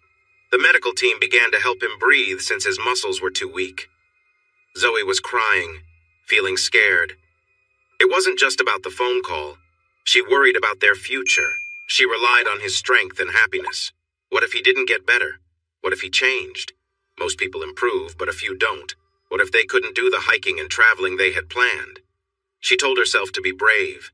Maybe Maggie could help her through this. She needed someone to lean on. Taking a deep breath, Zoe called the number. "Hello, Mrs. Baxter. This is Zoe Daniels. I'm Jonah's fiancé." "Fiancé? I didn't even know he was engaged. Is he there? Can I talk to him?" Zoe was taken aback by the lack of excitement in her voice. "That's why I'm calling. Congratulations. That's wonderful. You're the girl in the photos, right?" "Yes, that's me. Have you set a wedding date yet?" Again, no excitement. Almost disappointment.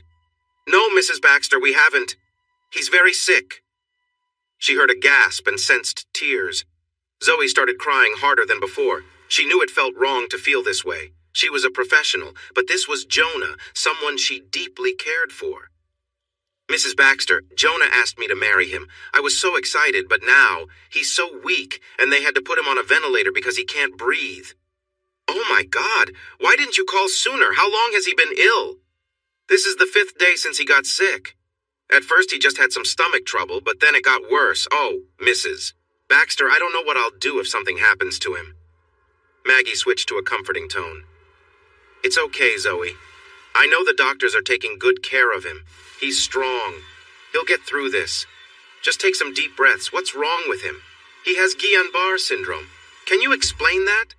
"It's a condition where the body attacks the nerves, and it affects how things function." She started to weep again. "Mrs. Baxter, he didn't want me to call sooner. I'm sorry. He thought he would be okay, but he needs you. I need you. Can you come right away? You can stay with us, and I can pick you up from the airport. Please." Maggie pondered what Zoe had said. A lot more was happening than her son had told her. It made sense that they had been living together before getting engaged. But this girl was struggling. She seemed really upset. Noel would never act like that. "I will check the flights and take the next one. I will keep you updated. Thanks for looking after him. And congratulations. I'm happy for both of you." But she wasn't. Maybe it was just the worry of seeing someone she loved getting sick, but she called another number. "Noel, Jonah has something called Guillain-Barré syndrome. He's having trouble moving and they put him on a breathing machine." She heard a quick gasp, then a more calm voice. "Guillain-Barré syndrome? Yes, that's it. Tell me everything. I'm flying to Colorado as soon as I can find a flight." "I just had a patient with that condition when I was moved to the rehab unit. I know some about it. I need to ask you a few questions, and if you don't know, that's okay. Then we can talk more. The good news is that most people his age recover well, so take a deep breath and relax a little. Now, what do you know?" "Mrs. B, the main point is that he should be okay. There are 4 main factors that sometimes make recovery a bit longer. It doesn't mean he is in danger, so don't worry about that. But these factors might make getting better take some time. They are age, how quickly it started, needing a ventilator within a week, and a history of diarrhea. He has 3 of those. So what does that mean for Jonah, Noel? It means it might take him a while to recover. But he will get better, Mrs. B. He's strong and never gives up. It will just involve a lot of therapy. He's used to working out, so it should be manageable, and we can support him through it." Even though she knew it might take 6 months to a year, or more. Better not to say everything. "Also, it's a tricky illness, so he might improve really quickly." "You said we, Noel." Maggie heard a sigh. "My mistake.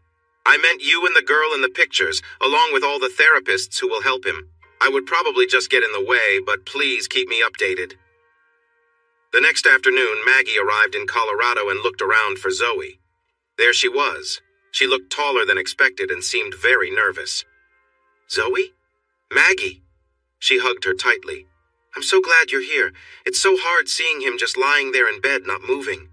He's usually so strong and full of life, and now—" She leaned on Maggie and started to cry. There, Zoe. I spoke with Noel. I did a lot of reading, and patients his age usually recover well. Here's a tissue.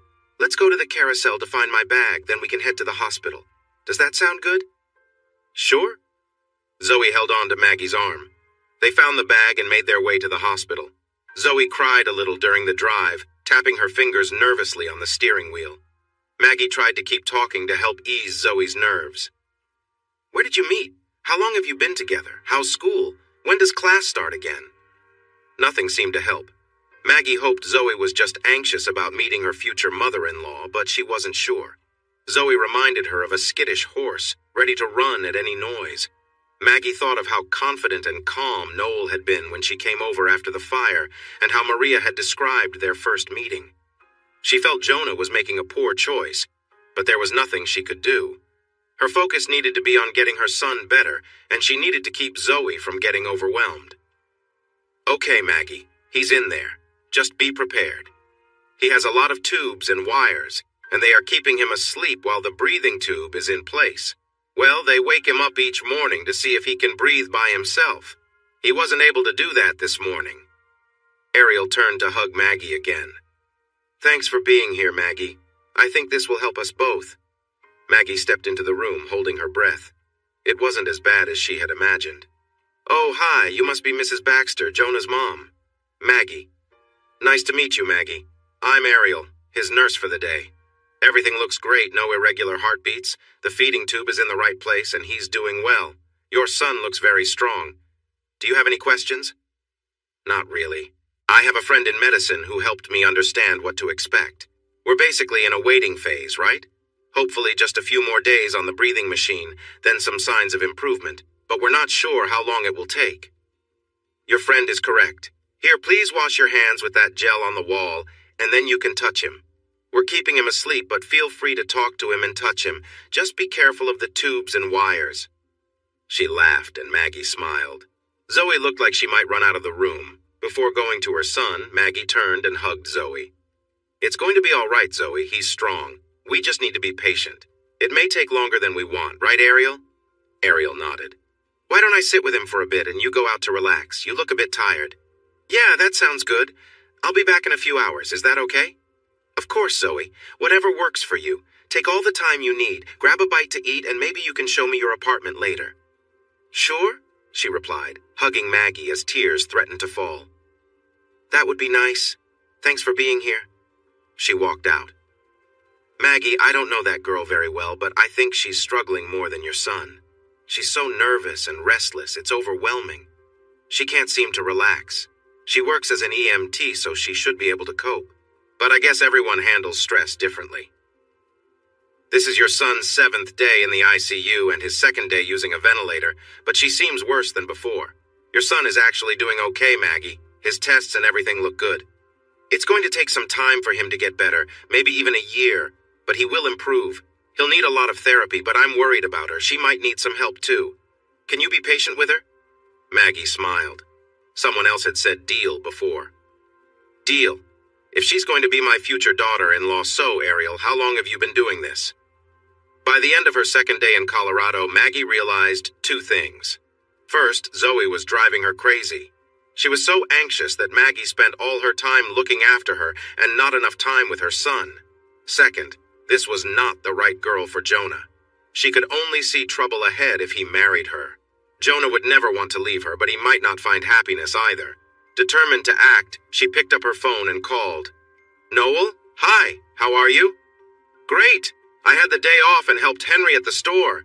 Mrs. Fernandez came in to buy a big chocolate cake for her son's party. Then I did some baking for tomorrow. How's Jonah? You sound stressed." "Noel, I need you to come here as soon as you can. Jonah is doing all right, but I really need you. We need family. We need your support. I hate to ask, but of course I told you before I'm here for you. I'll call work, take some time off, pack, and head out." "No, honey, you should fly. It's too far to drive."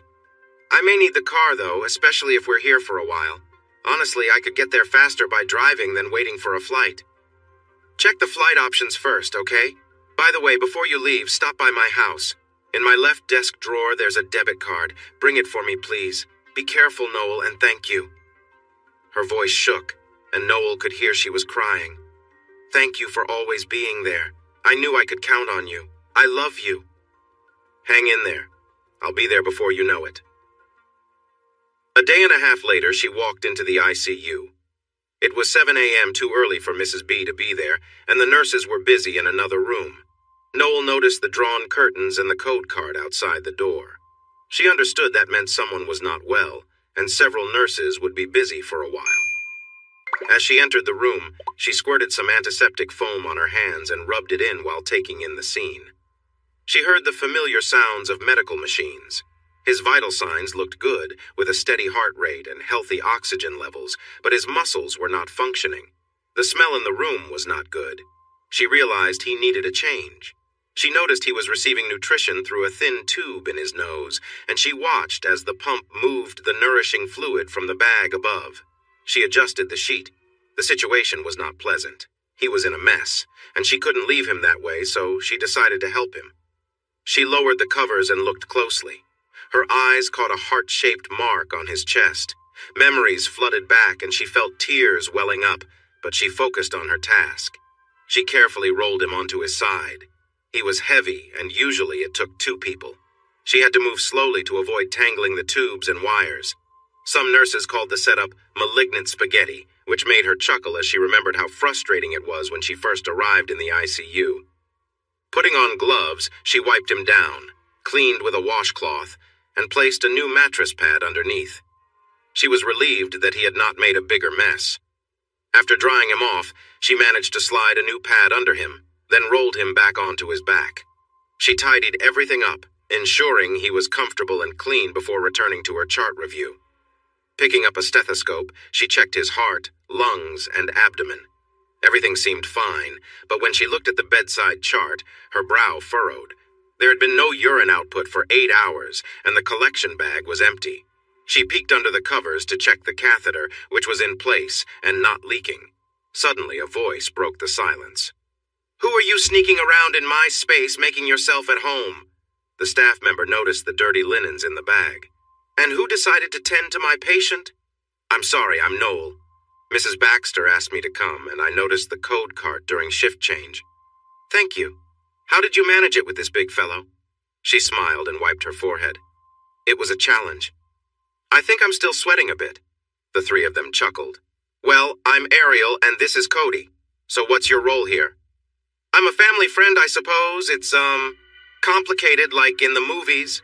"I don't like complicated, Noel." "I get it, and I promise I won't make things difficult. I'm here because Mrs. Baxter sounded like she needed some help." Her eyes shifted to Jonah, and she blinked back tears.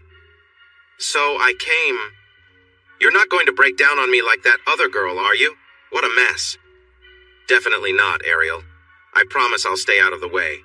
Just one thing, though." Ariel gave her a sharp look. "I noticed that there hasn't been any urine output for about 8 hours and the bag is empty. His stomach feels quite firm, so unless you drained it and forgot to write it down, I'm sorry, I shouldn't have just barged in here." Ariel glanced at Cody. "Oh, Cody, we have a new player in town. Not quite old enough to be a doctor. A medical student? No, too humble for that. And I can tell you haven't done any, messy tasks. You must be a nurse. My biggest fear. What do you think, Cody?" He nodded. Noel laughed. "Nurse, yes. Fear, I hope not. I'll keep to myself and focus on Mrs. Baxter. I still haven't met Zoe. You're in for a treat. If you can help that poor girl, I'll be grateful forever. You're right. He needs some attention. Lazy Bones over here got caught helping with someone else and handed it off to me." Almost in sync, Noel and Ariel said, "Always pass it to the day shift." They both laughed while Cody shook his head and rolled his eyes. Ariel gently touched Noel's arm. "It's good to have you here, but you look a bit rough and could use some freshening up." "I just drove from North Carolina. I only got a couple of quick naps in the car. Is there somewhere I can clean up a bit before the others arrive?" "I've got just the place. There's a nurse's locker room in the basement." Together they said, "Of course," and laughed. "Wow, I might have to rethink my opinion of Southerners. Maggie seems nice too. Here's my badge to get into the locker room. There's a shower and," she whispered, "some scrubs you can wear. And make sure you grab some breakfast and a big cup of coffee. Oh, and bring me one too." She winked. "You'll need it. Just saying. See you in a bit. The dynamic duo should be here around 9. "Thanks. So, Cody, it looks like you haven't harmed any of my patients, which is great. Any big plans for today?" At 9, Noel sat in the waiting room sipping her second cup of coffee. It wasn't bad, just the kind she was used to. She was working on her course materials. Never waste a moment, she reminded herself with a smile, her inner voice keeping her focused. Make today so wonderful that yesterday is jealous. That was her motto. It might be tough, but she was determined to try, just like every day. Noel, I'm so glad you made it. How was your trip? They hugged each other tightly, both feeling emotional as the joy of being together was overshadowed by the seriousness of their situation. I drove, Mrs. B. It would have taken days to fly. Really? But that's over 1,800 miles. How did you do that in about 30 hours? Were you speeding? Not by much, maybe just a little over. I figured out a way to make it work and, a long way to go in a short time or something like that. Hi, you must be Zoe. I'm Noel. She shook Noel's hand. Nice to meet you. Wait, you're not the Noel, are you? Surprise and anger flashed in her eyes. What are you doing here? Haven't you done enough? Why would you come now when he's so unwell? Before Noel could speak, Maggie said, Because I need her here. I asked her to come. Zoe turned her furious gaze to Maggie. Why? You know how he feels about her? He talks about her all the time. Maggie stood firm. Because she's part of my family and I need her support. That's just wrong, she shot back, looking at Noel. You'd better not hurt him again. Tears filled Noel's eyes, but she held her head high. I would never hurt him. I'll be keeping an eye on you. Come on, Maggie, let's check on him. As they left, Maggie touched Noel's arm, shrugged, and mouthed, Thanks for coming. We'll talk later. Hey, I met your friend. She seems nice. Made sure I was following all the rules, Noel said with a light laugh, but saw that Zoe did not look pleased. Oh, this is complicated. It's great to have her here. She's very sharp and graduated near the top of her nursing class. Just missed being first by a tiny bit. That really upset her. She's out there getting her BSN now. Wow, you really like to brag about her, don't you? Well, Jonah is doing okay. We're letting him wake up a bit from the ventilator. It's something we do every day. I hope he can start using his muscles more and breathe on his own. He's awake now, so you can talk to him, but remember, he can't talk back. Maggie gently encouraged Zoe to move closer. Hi, big guy. She bent down and kissed his cheek, stroking his face as tears fell onto it. They say you're doing great. Soon you'll be breathing on your own, and then we'll help you get better. She started to tremble and let go of his hand, adding softly, I love you, Jonah. Please get better for me, for us. Oh, I need to go. Maggie took her turn beside him. Good morning, Jonah. Do you need anything? She noticed him shake his head slightly. Oh, Jonah, you moved your head. You really did. Ariel, did you see that? Yes. It looks like we're making some progress. Your dad wanted to come, but we couldn't just close the shop. The challenges of running your own business. I talked to him last night and filled him in on everything. He misses you and hopes you're doing well. He asked me to tell you he loves you. Once you're feeling a bit better, maybe we can have a video call. I think it's called FaceTime. Maggie, if you want, Noel can come in. Jonah's eyes flew open and he gave his mother an upset look, shaking his head. This movement made his breathing tube shift, causing him to cough. His initial surprise quickly turned to frustration. Take it easy, Jonah. I'll explain everything once your tube is out. He tried to ask why with his lips, shaking his head again. His coughing triggered alarms. I should go, Ariel. I love you, Jonah. We'll talk soon. I'm sorry, Ariel. Let me guess. It's complicated. She nodded. Well, Jonah, it seems that little bit of excitement has tired you out, and you need to rest again. We can't let you get too worn out. You need time to recover. But congratulations, you're getting better. Good night, she said as she pushed the medication into his IV. He resisted, anger still in his eyes, but eventually he closed them and relaxed. Noel saw Zoe run out of the ICU crying and hurry to the waiting room. She jumped up. Zoe, are you okay? Is something wrong? Zoe turned sharply toward Noel. What are you doing here? Why did you come? After everything you did to him? How could you? He is a kind, wonderful man and you hurt him repeatedly. How could you do that? Noel started to respond but thought it best to let her express her feelings. She had already taken the blame in the past. She put on her neutral expression and stance she had learned to use. It often helped her avoid more conflict. He loves me, you know. If you think you can come here and take him from me, you won't succeed. We're engaged. See the ring he gave me? You're engaged? The words pierced Zoe's heart like a sharp object, much deeper than any hurt she had experienced before. Don't act like you didn't know. I don't know what your plan is, but it won't work. He'll get better and we'll get married and travel and have adventures, just like we've talked about. Her anger faded as she started to tremble, her lips shaking. But first, he has to get better. Oh God, what if he doesn't recover? He looks so terrible. He couldn't move or do anything. He was always so strong, so sure of himself, my support. She felt overwhelmed. Her shoulders drooped, and she seemed to fold in on herself. With her hands on her face, she began to cry, unable to say anything more. Noel came closer and wrapped his arms around her. Zoe tried to pull away but felt trapped. She struck his arms lightly with her fists. How could you hurt him? How could you do something cruel to such a good person? Why did this happen to us? To me, everything was going so well. And now... Her fists stopped, and the tears flowed more intensely. It's okay, Zoe. He'll be all right. You're right. He is strong, healthy, and determined. He will get through this. You just need to hold on. Just for now, and then you'll have your future together. Be strong for him. He needs your strength. She saw Maggie and motioned for her to stay where she was. Maggie is here to support both of you, and she'll help you find the strength to get through this. I'm just here to assist Maggie if she needs me, nothing more. Suddenly, Zoe pushed back and stared ahead, wide-eyed and shocked. But what if he doesn't get better? What if it takes a year? What if it takes even longer? What if he can't walk? What if he feels weak? What if he can't enjoy our activities?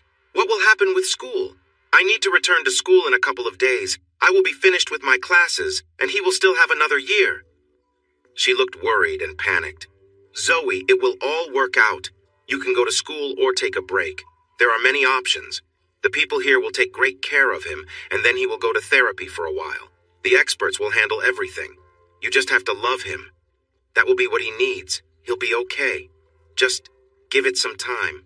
It's too soon to know how long it will take, but you can support him in getting better. You two can do this together, and it will make your love even stronger. No. I don't think I can do this. I don't think I am strong enough. He was the strong one, and now... She was trembling, her hands shaking, ready to run away. Zoe, take a breath. It's only been about a week. It's too early to tell how things will go. He might be better in just a few weeks. Yeah, or he could still feel weak for years. I just read about it again. Maybe he will never recover. Maybe we won't be able to enjoy the activities we love. But you will. You will be able to do all those things. Just give it a chance, Zoe. Let your love give you strength and hope. We'll all pray for him, and Maggie can help you. She waved Maggie over. Really? Focusing back on Noel, she asked, if she is going to help me, then why did she involve you? You. You better not do anything to hurt him. Zoe, I will stay out here and just assist Maggie. I will do whatever you want. I want you to leave. Go home, just not here. Sorry, Zoe, I can't do that. More false promises. Well, I have to go. I have a lot to think about. She turned and saw Maggie. Maggie, are you coming? If you stay, you'll need to get a cab or something. We can come back later after this one has gone back to her own space. Noel nodded to Maggie and silently urged her to go. I'm coming, dear. Just give me a moment. I need to grab my purse. Then she whispered, he's asleep. Go in and see him. Noel nodded. Oh, and here. She handed a debit card to Noel. Every penny you ever gave me is in this account. Take it. It's probably almost a year's worth of pay. And thank you so much for being here. Mrs. B, no. Please, Noel, let someone help you. Besides, it's the least I can do. You quit your job, rushed here, and you'll need somewhere to stay. I'm not sure Zoe will invite you to her place. They both laughed and hugged. Maggie, the bus is leaving now. I should go. Noel started to shake a little as all the gathered tension surged forward, but Maggie had helped her focus. She rolled the debit card between her fingers. She couldn't believe how much she had saved. The insurance only covered part of the expenses and the lost business, so this support meant a lot. She held the card close and felt grateful, but it didn't fill the emptiness she felt when she learned that Jonah was engaged. That news hurt like a flame burning through her. It reminded her of past pain that seemed to flow through her all over again. She wanted him to be happy, right? But Zoe? Of all the women, why her? Sure, she didn't know Zoe well, but Jonah needed someone strong and confident, someone who could handle tough times, not fall apart. Life has its challenges, and he needed a partner who could support him. Now, he would have to be strong for both himself and Zoe. His partner should be strong enough for both of them. Zoe seemed unsure of herself. She was all over the place, much like some of the nervous patients Noel had cared for before. It looked like she was really struggling with Jonah's situation and needed support too. Counseling might help her, and maybe some medication would help stabilize her. Perhaps she was already taking something, but Noel didn't want to suggest it. She chuckled to herself, thinking, "And I thought my brothers were wild." Noel sat down, closed her eyes, and took a few deep breaths to calm herself. A quick moment of meditation helped clear her mind and wash away the negativity she felt about Zoe. "Hey, you!" She opened her eyes. "Yeah, you. You should either be studying or come in here to help me out. Instead of sitting around like a princess, I have a lot to do. I don't have an assistant and everyone is busy. I have 3 patients and maybe a 4th coming, so I could really use some help. This guy is really big and my back isn't great." They exchanged smiles. "Since your back is hurting, I can help. But he's asleep, right?" Ariel gave her a thoughtful look and then nodded. "Welcome back to my place. So what kind of nurse are you?" "I'm mostly in ortho spine care. I've only been there about a year." "And you get sent all over when they need you. I've been here for 4 years and it still happens to me. Are you good with everyday care? You know, helping with washing, shaving, and checking his pressure? All that?" "Yep. I was a caregiver in high school and during nursing school too. My kind of person always ready to step in." "Yes, but I didn't have much choice. I was on my own and I had to pay back some family debts." "That's interesting. This guy has something unusual on his chest. It looks like a heart, but not too deep. What's wrong, Noel? You look like you've seen a ghost. Wait, don't tell me. Are you his ex?" She shook her head. "No, but I did something I didn't mean to. It was a long time ago. Now let's get to work and you can tell me more." As they cleaned him up, Noel began recounting the night when she was 15. Ariel laughed. "Wow, Noel, you were young and naive. At least you didn't hurt him badly." "It gets worse. I was so upset that my brothers went out and confronted him. When I saw him again, I felt terrible. There's more to the story, but that's when he started growing." "Well then, how about you finish up here, check everything, while I check on my other patient next door. Can you change his sheets too?" She nodded. "And then can you do some range of motion exercises for his joints? Top to bottom. I've done a bit, but with 3 patients, it can be tough. Is that okay?" "That's better than just waiting around. I'll get you lunch later. And don't forget to reposition him every hour, even if the new beds say it's not needed. Better safe than sorry, right? Got it?" She started at the top. She moved his neck gently without touching the tube. Shoulders, elbows, wrists, and each finger. She bent them all the way, then straightened completely, ensuring a full range of motion. Then she moved to his legs and stretched all the joints to keep them from getting stiff. She noticed he was already tight. He'll need this for a long time, she thought, maybe for months or longer. She didn't want to think about that. It didn't matter. She was certain he wouldn't let her anywhere near him when he woke up. All right, let's eat lunch. It's on me. Now tell me the rest of the story. And don't give me that "it's complicated" stuff. They enjoyed lunch and kept talking into the afternoon. So you still care about this guy? His mom feels like a mom to you. He dislikes you, but he doesn't know you spend time with his mom, and now you're here to help him and his fiancée. Wow, Noel! No one could have imagined this. Maggie was right. It is complicated. First off, why aren't you all mixed up like that other girl? Man, she's a mess.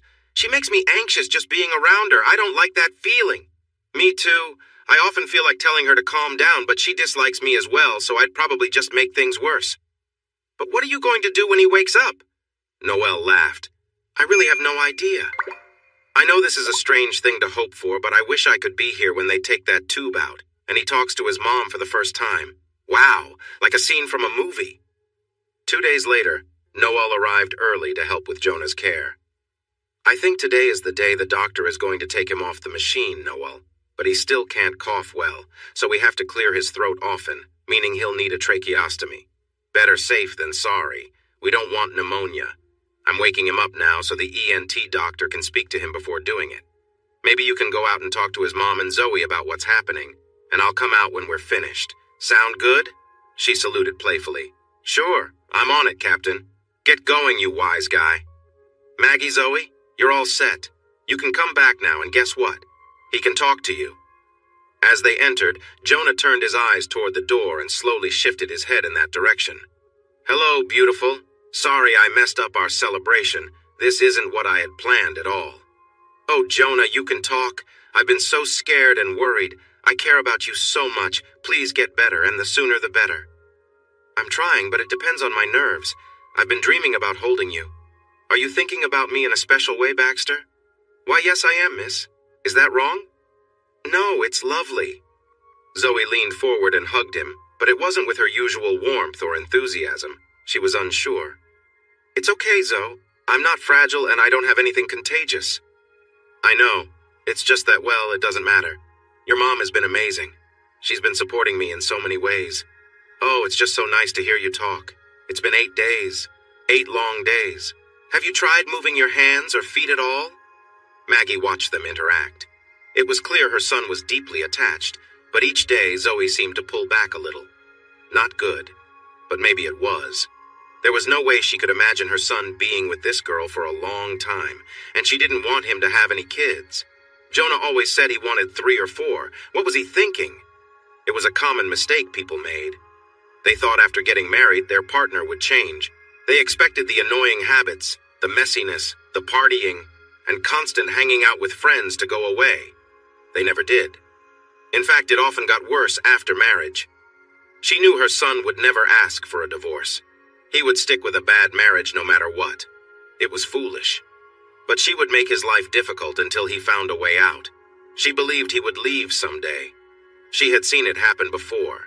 If only he could give Noel a real chance. Now there was a girl who could brighten his life. She was anxious about the upcoming talk.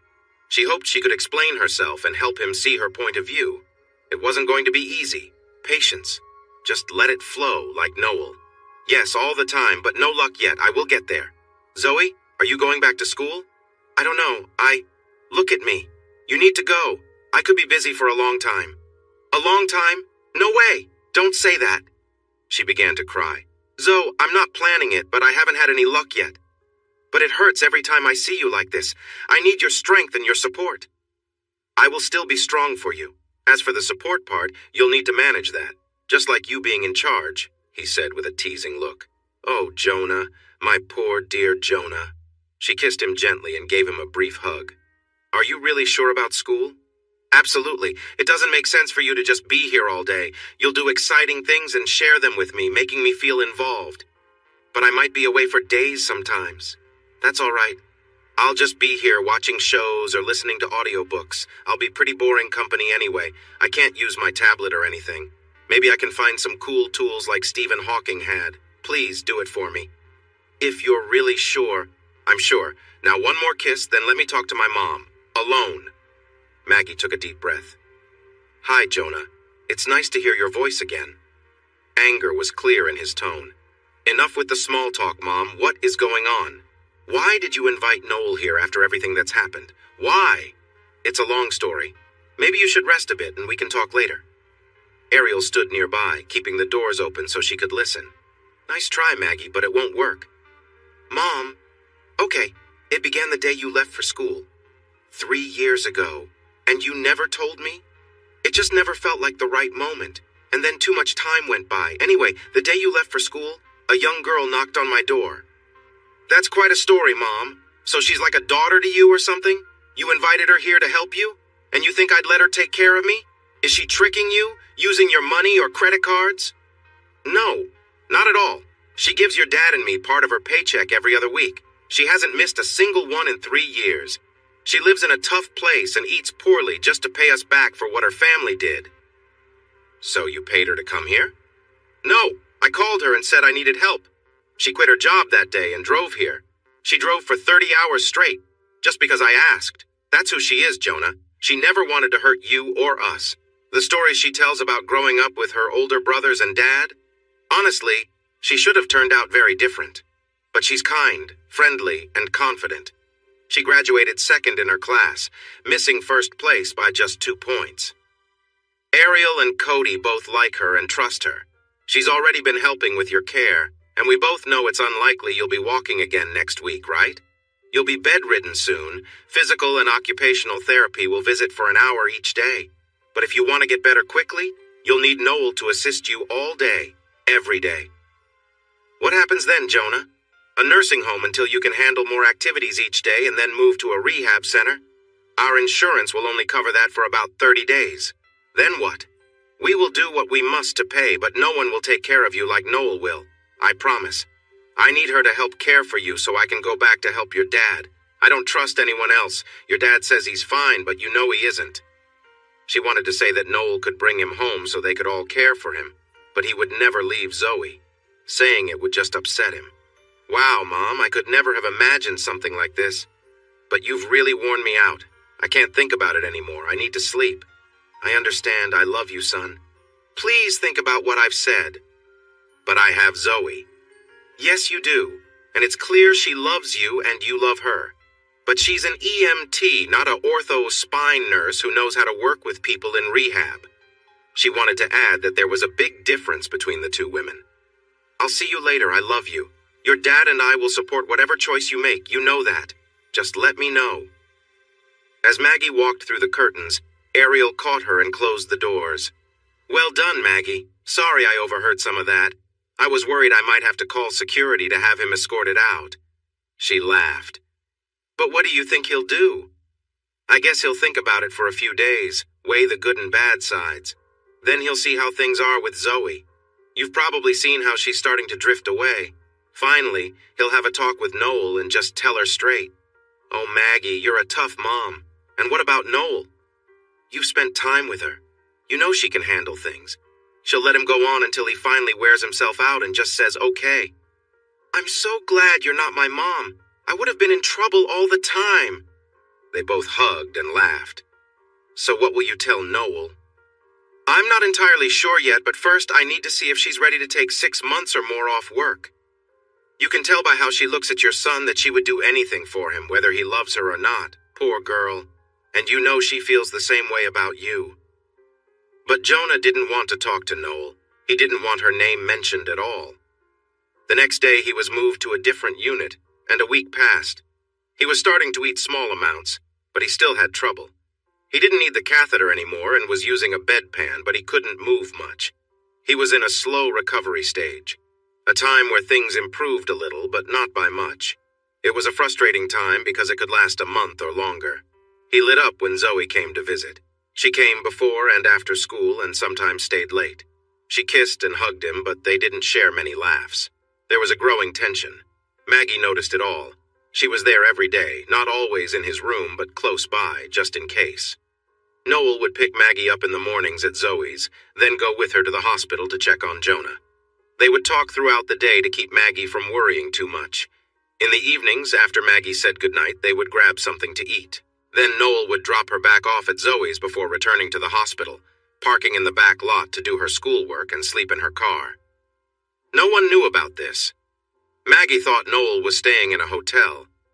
One day, as Ariel pulled into the lot, she saw Noel getting out of a car with foggy windows, fixing her hair and tucking in her shirt.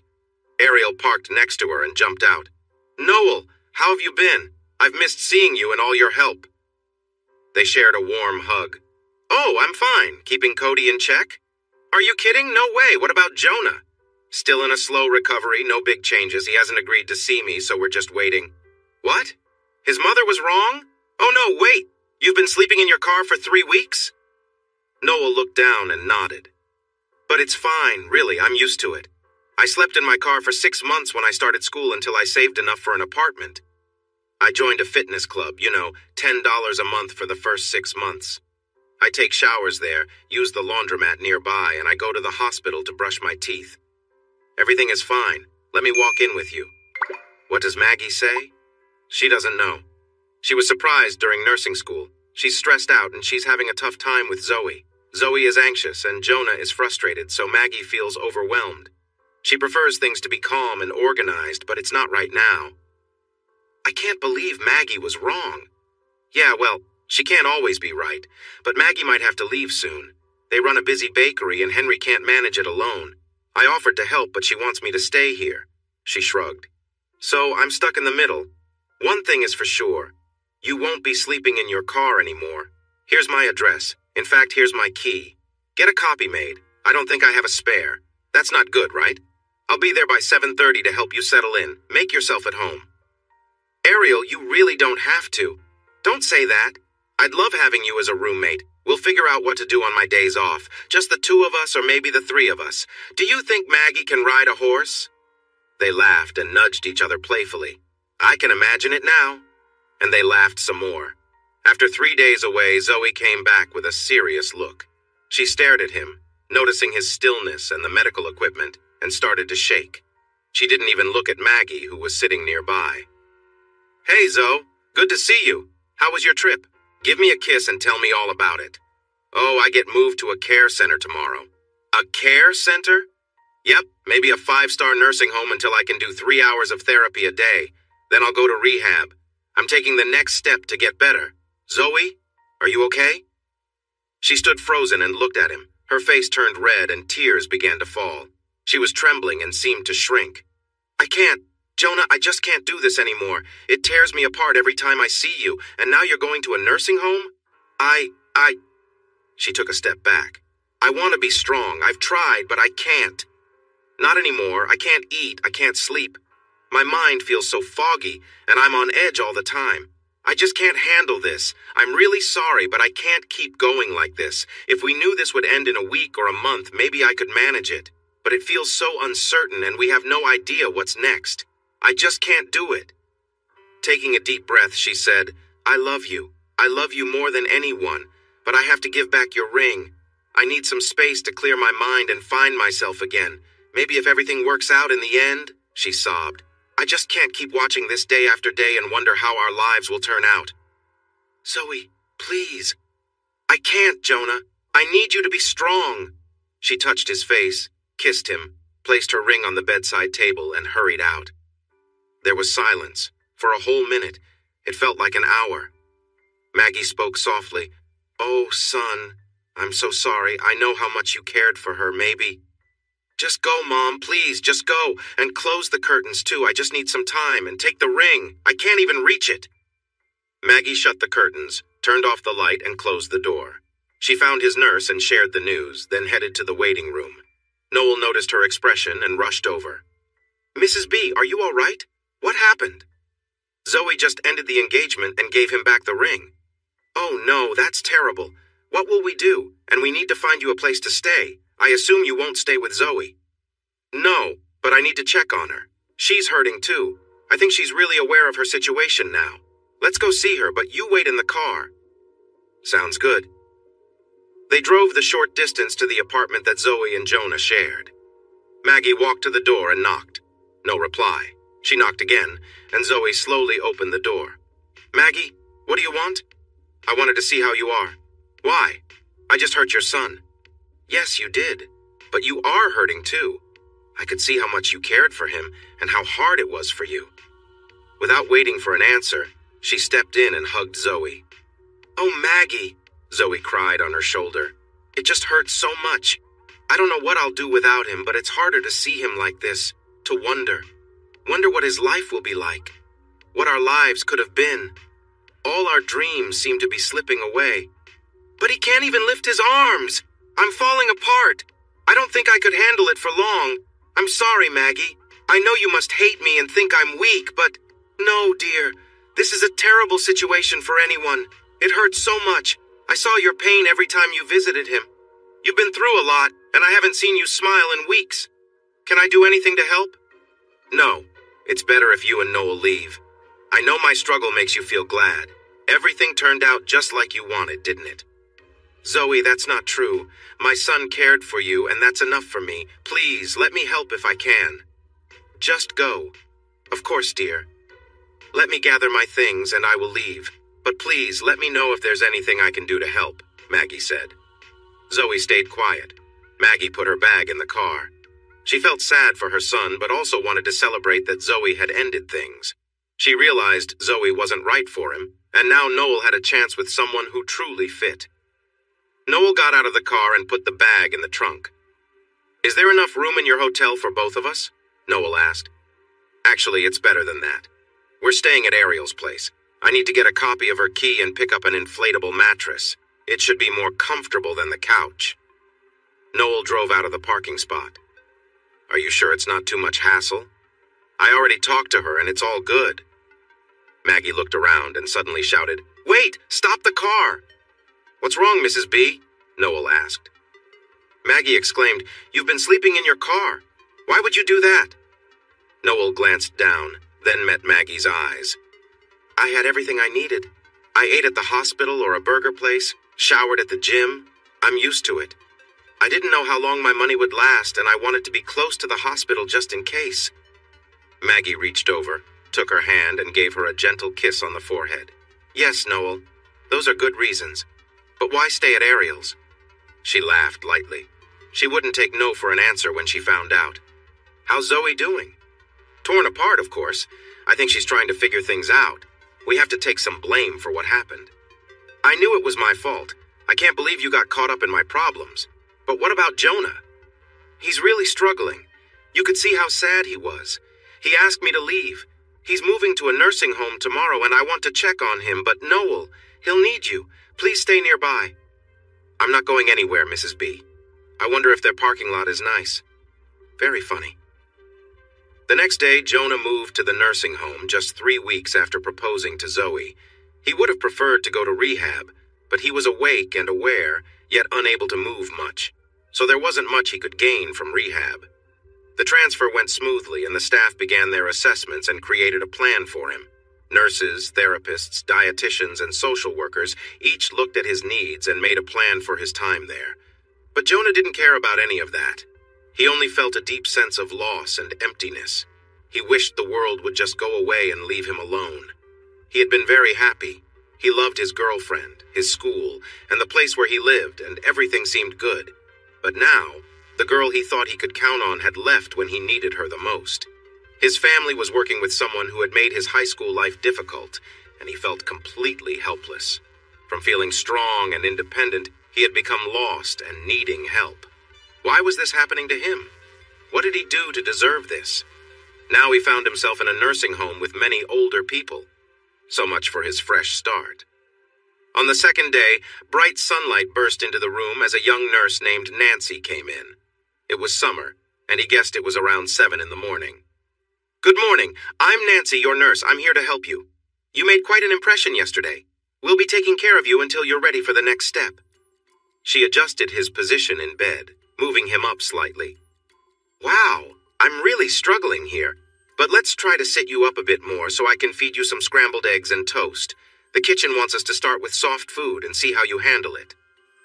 My goal is to help you eat without any issues. Sound good? But no throwing up allowed. I really dislike that. So let's get started." He didn't say anything but managed a small smile. "You've got some charm. You really should smile more. But don't think you can flirt with me. I'm happily married with 2 adorable daughters, but I bet there's an interesting story behind that smile of yours. All right, open your mouth. Here comes the first bite." She watched him as he chewed and swallowed. "Well done. We have our first success." She took a step back, noticing how he reacted. "Sorry if I'm too far away. I told you about my experiences and feeling sick. It was a relief that my little girls didn't throw up. They probably knew I would leave them somewhere safe if they did." Stepping back to the bed. "So, how were those eggs? Come on, Jonah, if you can eat, you can talk. Please tell me your thoughts." "They were very good. Thanks." And he speaks, ladies and gentlemen. One small step for man, one giant step for mankind. Or something like that. How do you like your coffee? "I might not remember, but I could pour it in your feeding tube," she chuckled. "But it tastes better when you drink it.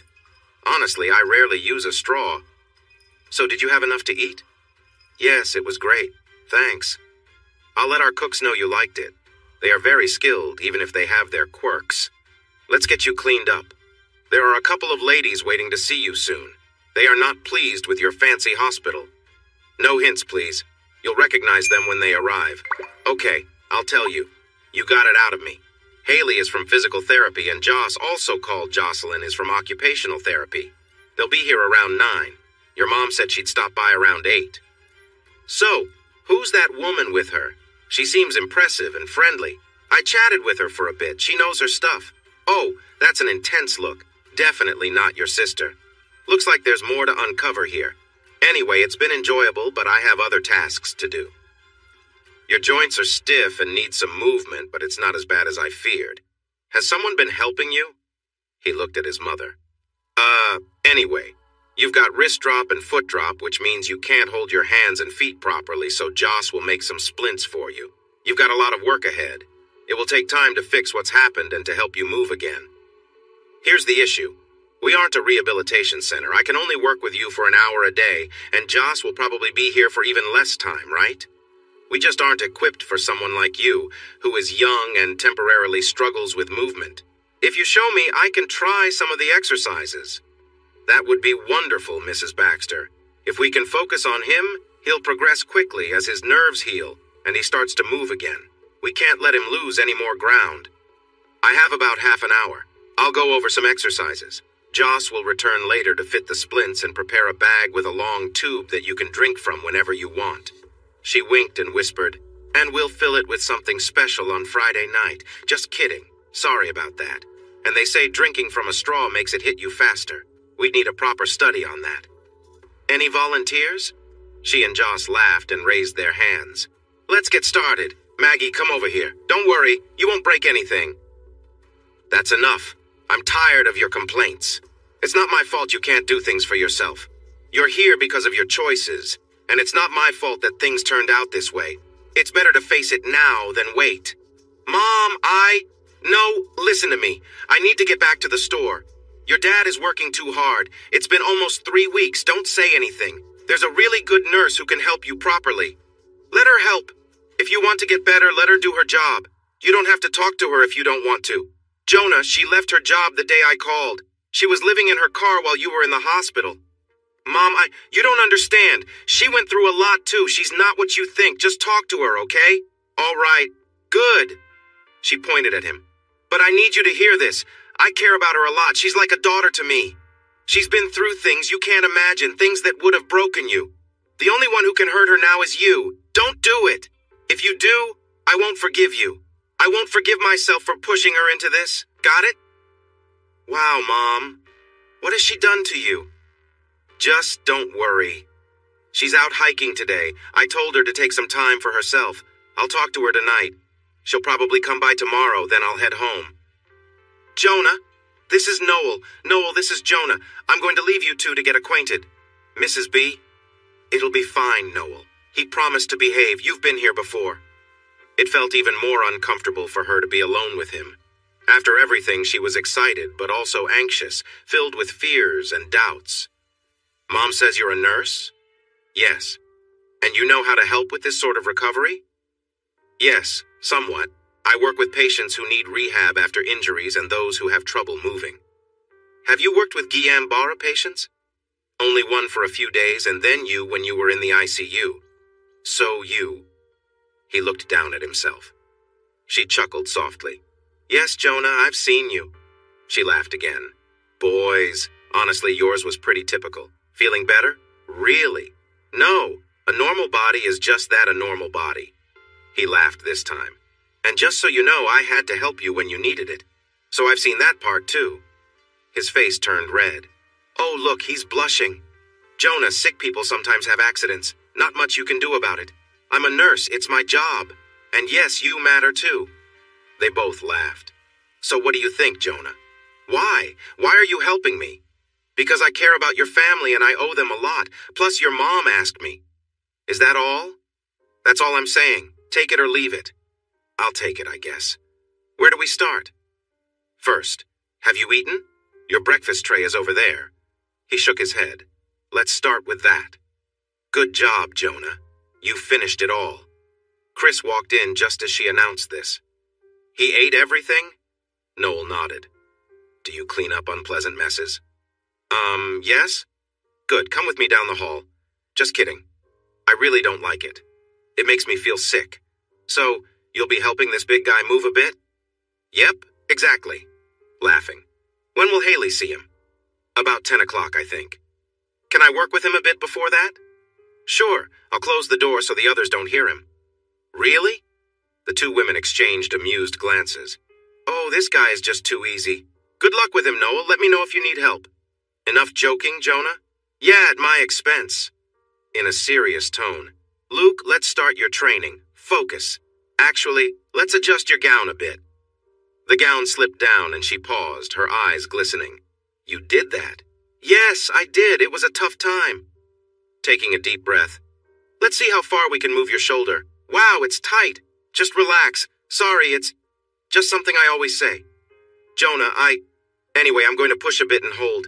It might feel a little uncomfortable, but shouldn't really hurt. Good, relax more and hold. Now let's rotate it this way and hold. Great. Now this way. You're doing wonderfully, Jonah. Let's take off the splint. Oh no, your wrist is stiff. It was getting better before. Well, before you were taken off the ventilator. The muscles underneath are stronger, so your wrist tends to droop. The splint helps, but we need to push a bit more. There we go. Let's get it closer to 90 degrees. Are you okay? Remember, pressure is fine. We don't want real pain. Now we've worked on both shoulders, elbows, wrists, and all your little finger joints. Next, we'll move on to your legs. And yes, I might see a bit more of you. How thoughtful. You're being careful. That's a good thing. She chuckled lightly. Let's put a towel here for your comfort, she said with a small laugh. All right, let's focus on your hips. Oh man, you're so strong. Let's take it slow. She positioned herself at the foot of the bed, carefully moving his legs to stretch them. Steady pressure little by little until his legs rested against his chest. She noticed Jonah glancing at her, and for a moment it made her blush. Normally she wouldn't even notice something like that, but this was different. It was Jonah. Okay, let's take a break, she said, stepping back. We'll focus on one thing at a time. Just then, Haley walked in. Hi, Haley, right? Noel greeted her. Haley nodded. I'm Noel. I've been helping out a bit here with Jonah. Hope that's okay. Maybe I can watch what you do and follow your lead throughout the day? That sounds great, Haley said. Let's start with his shoulder. It's been really stiff. Wow. Did you do this, Noel? Jonah chimed in. Yeah, she did. Did she mess it up? No, not at all, Haley reassured them. Actually, I'm impressed. I didn't expect this much progress so soon. You've really helped, but we need to keep at it. She continued, if you can help with his exercises a couple of times a day, that would be perfect. We're at a tough stage, but we're getting there. They worked together to move Jonah carefully, easing him into different positions. Noel followed Haley's instructions, feeling a bit more confident as the session went on. Later, Noel's friend Maggie flew back home, which was hard on both of them. Ariel, another friend, had a new boyfriend, so Noel went back to living in her car and using the gym for showers. Days passed, and Jonah seemed to get more frustrated with each one. The progress was slow, and after 3 weeks of barely noticeable changes, Jonah started taking his frustration out on Noel. He complained constantly, saying everything she did was wrong. She wasn't stretching his muscles right, breakfast wasn't good, nothing was ever enough. One morning, after another round of complaints, Noel's frustration boiled over. Enough! She shouted, surprising even herself. Jonah stared at her, eyes wide. I've been giving up everything to help you. I quit my job, I'm living out of my car, and I'm doing everything I can, and all you do is criticize me. I've had it. I do everything for you, you know. You're just like my family. I'm back to being Cinderella, but honestly, you treat me even worse. As long as I took care of everything, they never complained. But you give me a hard time every single day, so forget you. You're officially worse than my difficult brothers. Congratulations. And stop smiling at me. Yeah, this is really funny. I'm taking the day off. I'm going hiking, or maybe I'll just find a quiet place and lay down. What kind of town doesn't have a train track? Maybe I'll find a bus. I don't know. See you tomorrow. And again, congratulations. You made me curse like my dad always said I did. I don't usually swear. Dang it. See you tomorrow and stop smiling. This is not funny. I should just punch you lightly. She grabbed her purse and hurried out of the building. Chris tried to catch her, but she was too fast. 4 hours later, she returned, and Chris watched her. Nice choice of words there. Never thought. And I'm frustrated with you, too. They both laughed, and Chris gave her a hug. You're sleeping in your car? I'm used to it. No big deal. She held her head high and went to take care of Jonah. Sorry, was all she said, and he nodded in response. They acted like nothing had happened. He was better, but still not well. She understood his frustration and anger. It was exhausting for her. By the end of the day, all she wanted was to curl up in her back seat and cry. She would call his family, put him on speaker, and leave the room. But she could hear him complaining about everything, especially her. Maggie would call her later, and she'd say everything was fine. No problems. Getting along great. But Maggie knew this was tearing her apart and pleaded with her to hang in there a little longer. 3 days later, Noel finished feeding him lunch, cleaning him up, and changing his sheets. She had helped the physical therapist get him into a chair. He was making progress. His tubes were out, and she thought he'd be happy about it. But he seemed neither happy nor sad. The anger had worn her out, and she asked Chris to help her get him back into bed.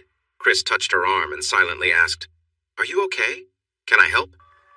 I'm fine. No problem. Jonah was sleeping, worn out from his therapy. She sat by his bed, tired in body and mind. She rested her head on the bed, pulled the covers closer, and cried softly. Lord, I know I usually pray only when I need something or want help, and I know that's not right. I should be thankful for all the good things in my life. My 2 families, my job, if I ever get back to it, all of it. I don't really know who you are, but I think you hear me. I hope you do. I need a favor. Please. I need you to help Jonah get better. Make him strong again, like in the story where the whale frees someone. He wants to do so many things, but I feel tired. I feel like I'm not doing things right. I want to be strong and supportive, to do all the right things. She tapped her fist lightly on the bed with each word. You've helped me be brave and face everything. I am brave, except when he talks to me that way. It makes me weak. He is the only one that makes me feel that way. When he gets angry, I feel like I just fall apart. It hurts my heart deeply, worse than anything else. Each word stabs at me. It really hurts. I just want to run away and hide, but I can't do that. I can't leave him. I can't leave Mrs. B and Henry. I know that no one else could care for him the way I do. She sighed softly. So please help me. Give me the strength I need to keep going no matter how it turns out. Please? She didn't notice that he had stopped snoring and was watching her with concern. Lord, I've always wanted to make him happy, but it feels like I mostly make him sad. My family often makes things harder for him. If we could just help him become like he was before, to hike and climb and do the things he loves, maybe then Zoe would come back and he would be happy again. Please help her see what she's giving up. He's not just any guy, he's the best. How could she leave him when he needs her? I could never have left no matter what. So maybe you could help her come back? She took a deep breath. I know this is a lot to ask, and I shouldn't ask for myself. I don't really deserve it. But if Zoe won't return, could you help him to love me just a little bit, or even more? Or if that's not what is meant to be, then please help me love him a little less. I felt this way since 3rd grade, and the emptiness in my life hurts so much. Sometimes it feels so heavy. Please. I'm sorry for asking so much. Thank you for listening. She buried her face in his blankets, trying to hide her sadness, when suddenly she felt a hand gently hold hers. She was surprised and lifted her head quickly. Oh no! She realized he was looking at her, and panic set in. Jonah! Oh, Jonah, I'm so sorry! I didn't expect you to. You weren't meant to hear any of that. Wait, you moved your hand. You actually moved your hand. She quickly hugged him. Oh, Jonah, I'm so excited and happy for you. You did move it, right? It didn't just fall onto me or anything. I need to call your mom. Then you can tell her yourself. This is a good sign. Recovery usually starts on the less active side first. She hugged him again. Jonah, sorry, Jonah. I guess I shouldn't be so close to you. So you prayed for Zoe to come back if it would make me happy? She nodded, worried about where this might lead. But you... She nodded again, looking down. Yes, since around 3rd grade. She looked back up into his eyes. I'm sorry.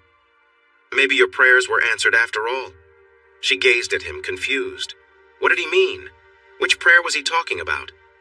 Her thoughts spun. She just had to wait and see, but inside she was thinking, thank you. Whether it was her prayers or just the fact that he could move his arm a little, everything changed. His eyes followed her every move. Sometimes she felt nervous, like she had something stuck in her teeth or a mark on her scrubs. There were no more harsh words or frustration. He smiled, he laughed. Hearing him laugh made her so happy. She wanted to dance around the room and never leave. She stayed late and they talked about anything and everything. One day, as she headed to Jonah's room, someone pulled her into an empty room. "You! What did you do to him?" At first she was surprised, then she laughed. "Chris, you scared me." "Did you take him for some secret treatment? Are you putting something in his coffee? I'm getting a test done. This is serious." "Just the power of prayer." "You're being silly." They both laughed at that. She raised the head of his bed and noticed him looking down. "Are you looking at my shirt, Mr. Baxter?" He turned red. "It looks nice. Can you do that again?" She laughed. "Why are you acting like that? Your mom would not approve." "No, I think my mom would be very happy." Noel nodded slightly. "But what's that mark on you?" She froze. The smile faded as she remembered that night. "Oh, it's nothing. Why are you looking so closely?" "No, really, it looks like a scar, and it's big." "How closely were you looking? I guess I'll have to wear a shirt. No funny business while I'm around." "Funny business?" She pointed towards him. "Oh, seriously, Noel, where did that come from?" "I can't tell you, Jonah. Please. No secrets." "Tell me." Taking a deep breath, she said, "In 9th grade, when I accidentally hurt you," she pointed to his chest, "I felt terrible. I never wanted to hurt you. I took the branding iron and pressed it against myself until it cooled off. Then I threw it in the lake." "You burned yourself?" "Yes, and ruined my favorite shirt. Luckily, I wasn't wearing anything else underneath because I thought I looked good in that shirt. That's it." "Show me." "No, you just want to see more than that." "Well, yes, but I want to see what you did to yourself." Without saying anything, she lifted her shirt slightly to show a mark. She heard him gasp. "Wow, Noel, that must have been painful. It looks serious." Looking down, she replied, "It hurt, but the pain I felt when I saw you beaten up was even worse. That made me feel terrible. I did hit my brother back, though." He stared at her. "Noel, I'm sorry. I didn't know, and I didn't believe my mom when she told me." "That makes sense, especially since we weren't going out or anything." "So you didn't have any dates at all?" "Nope. A few friendly get-togethers, but that's all." "But why? You're smart and funny and pretty." In a playful voice, she said, "Oh, you say the sweetest things. I don't know. Nothing ever felt right or something." She thought about adding it was always him, but held back. "So you never—" "Enough questions. I don't want to talk about it in case you tease me or make me feel bad." He reached out and pulled her closer. "Come here, Noel, please." She climbed onto the bed and snuggled. She laid his arm over her. "Noel, I need to say I'm sorry. I regret all the things I've said and done. I was wrong and not kind to you. But you didn't know. You couldn't have known.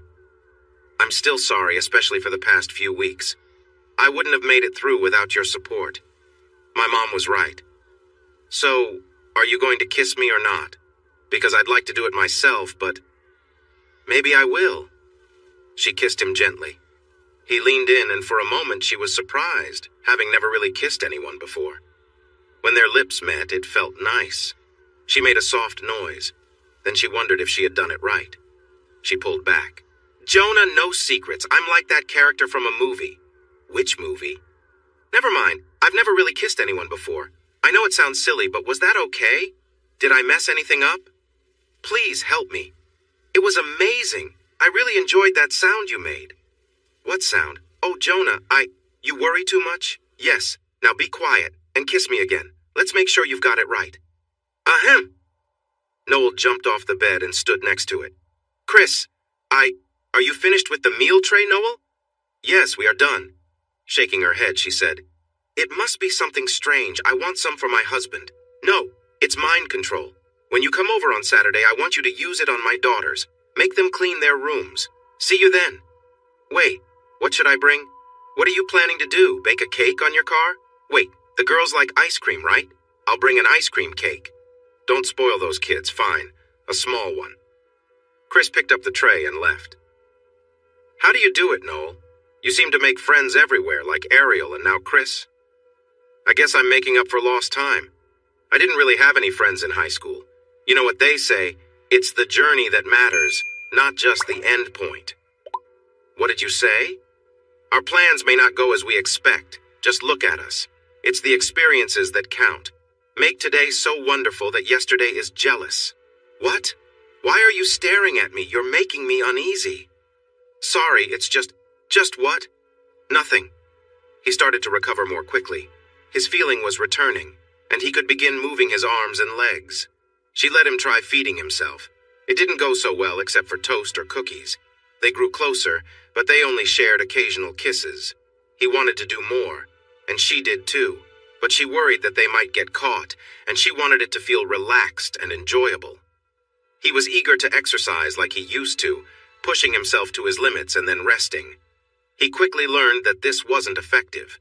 If he overdid it today, he wouldn't feel better tomorrow. Progress felt slow, and frustration turned inward instead of towards Noel. On one of those recovery days, while she was helping him with his movements and looking out the window at the rain, she said, "Noel, what are you looking at?" "Robins and crows." "What?" "Robins and crows. It's raining. The worms are coming out of the ground looking for food. The robins and crows are taking advantage. They're so different. The robins are nice but look a bit messy, like they've been up all night. Watch them. They hop and look, hop again and investigate. They really search for worms. Yes, and now watch the crows. They look sleek and shiny. They step forward and find a worm easily. They really have everything planned out. They don't waste any time or effort. Do you know why they are so clever?" No. I didn't know they would eat worms like that." "It's because they are really smart. Some people say they are as bright as chimpanzees or gorillas." "Really? No way. Their brains are tiny." "Well, actually, when you compare their brain size to their bodies, it's similar to a chimp's, maybe even bigger. Plus, crows have about the same number of brain cells, maybe even more than chimps and gorillas. The brain cells are just smaller to fit. They're clever. They watch you and understand you. Sometimes I find them a bit creepy," she chuckled. "Can you imagine if a little girl said, 'What does your mommy do?' And she answered, 'She counts bird brain cells.' That would be funny. Noel, how did you notice all this? I was outside all the time, but I never really looked. I spent a lot of time in my room watching from my window. There was so much to see. You could tell when something was wrong. If a hawk was nearby, the cardinals and other birds would hide and make warning sounds. A cat or snake? They would still be half hidden. People? They'd fly away high up into the trees. That's really impressive, Noel. It's all about the Ferdinand method." "What's that?" "You know Ferdinand the bull?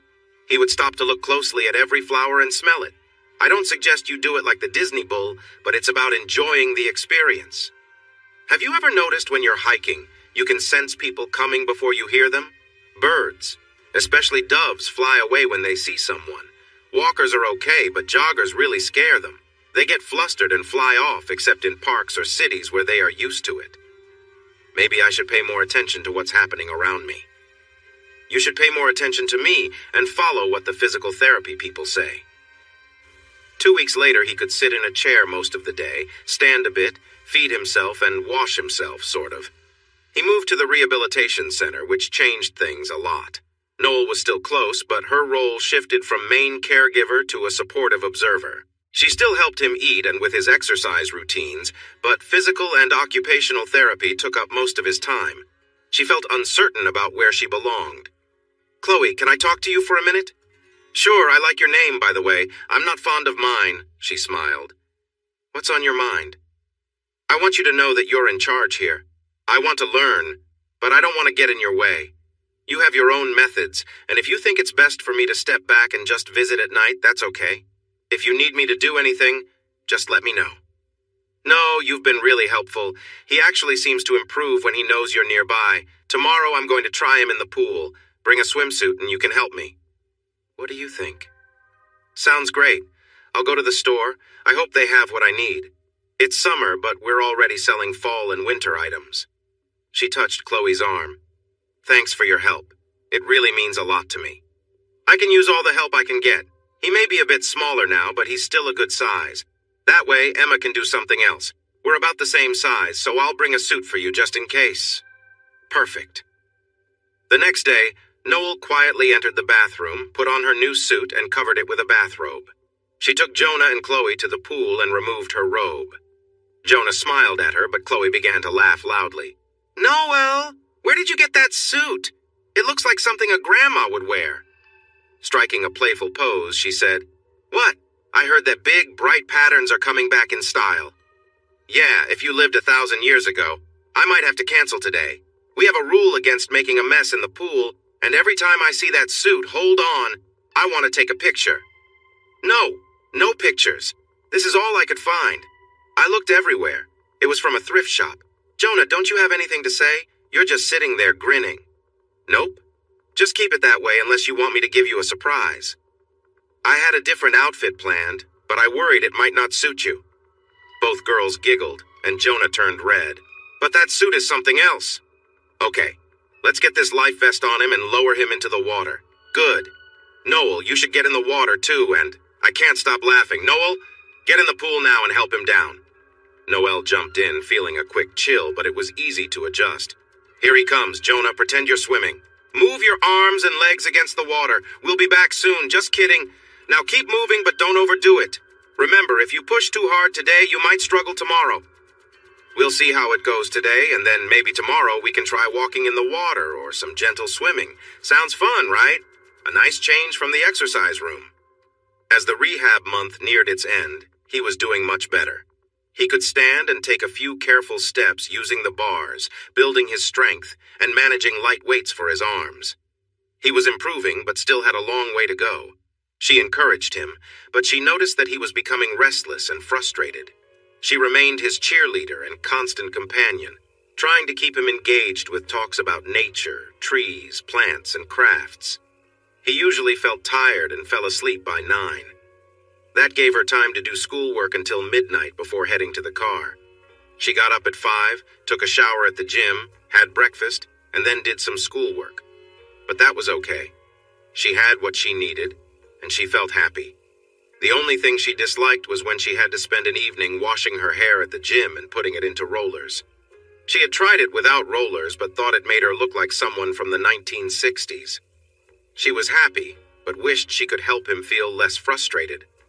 One morning, she woke up with a thought. Thank you, Lord. Jonah, I spoke with Chloe while you enjoyed your breakfast, and we're going to change things a bit.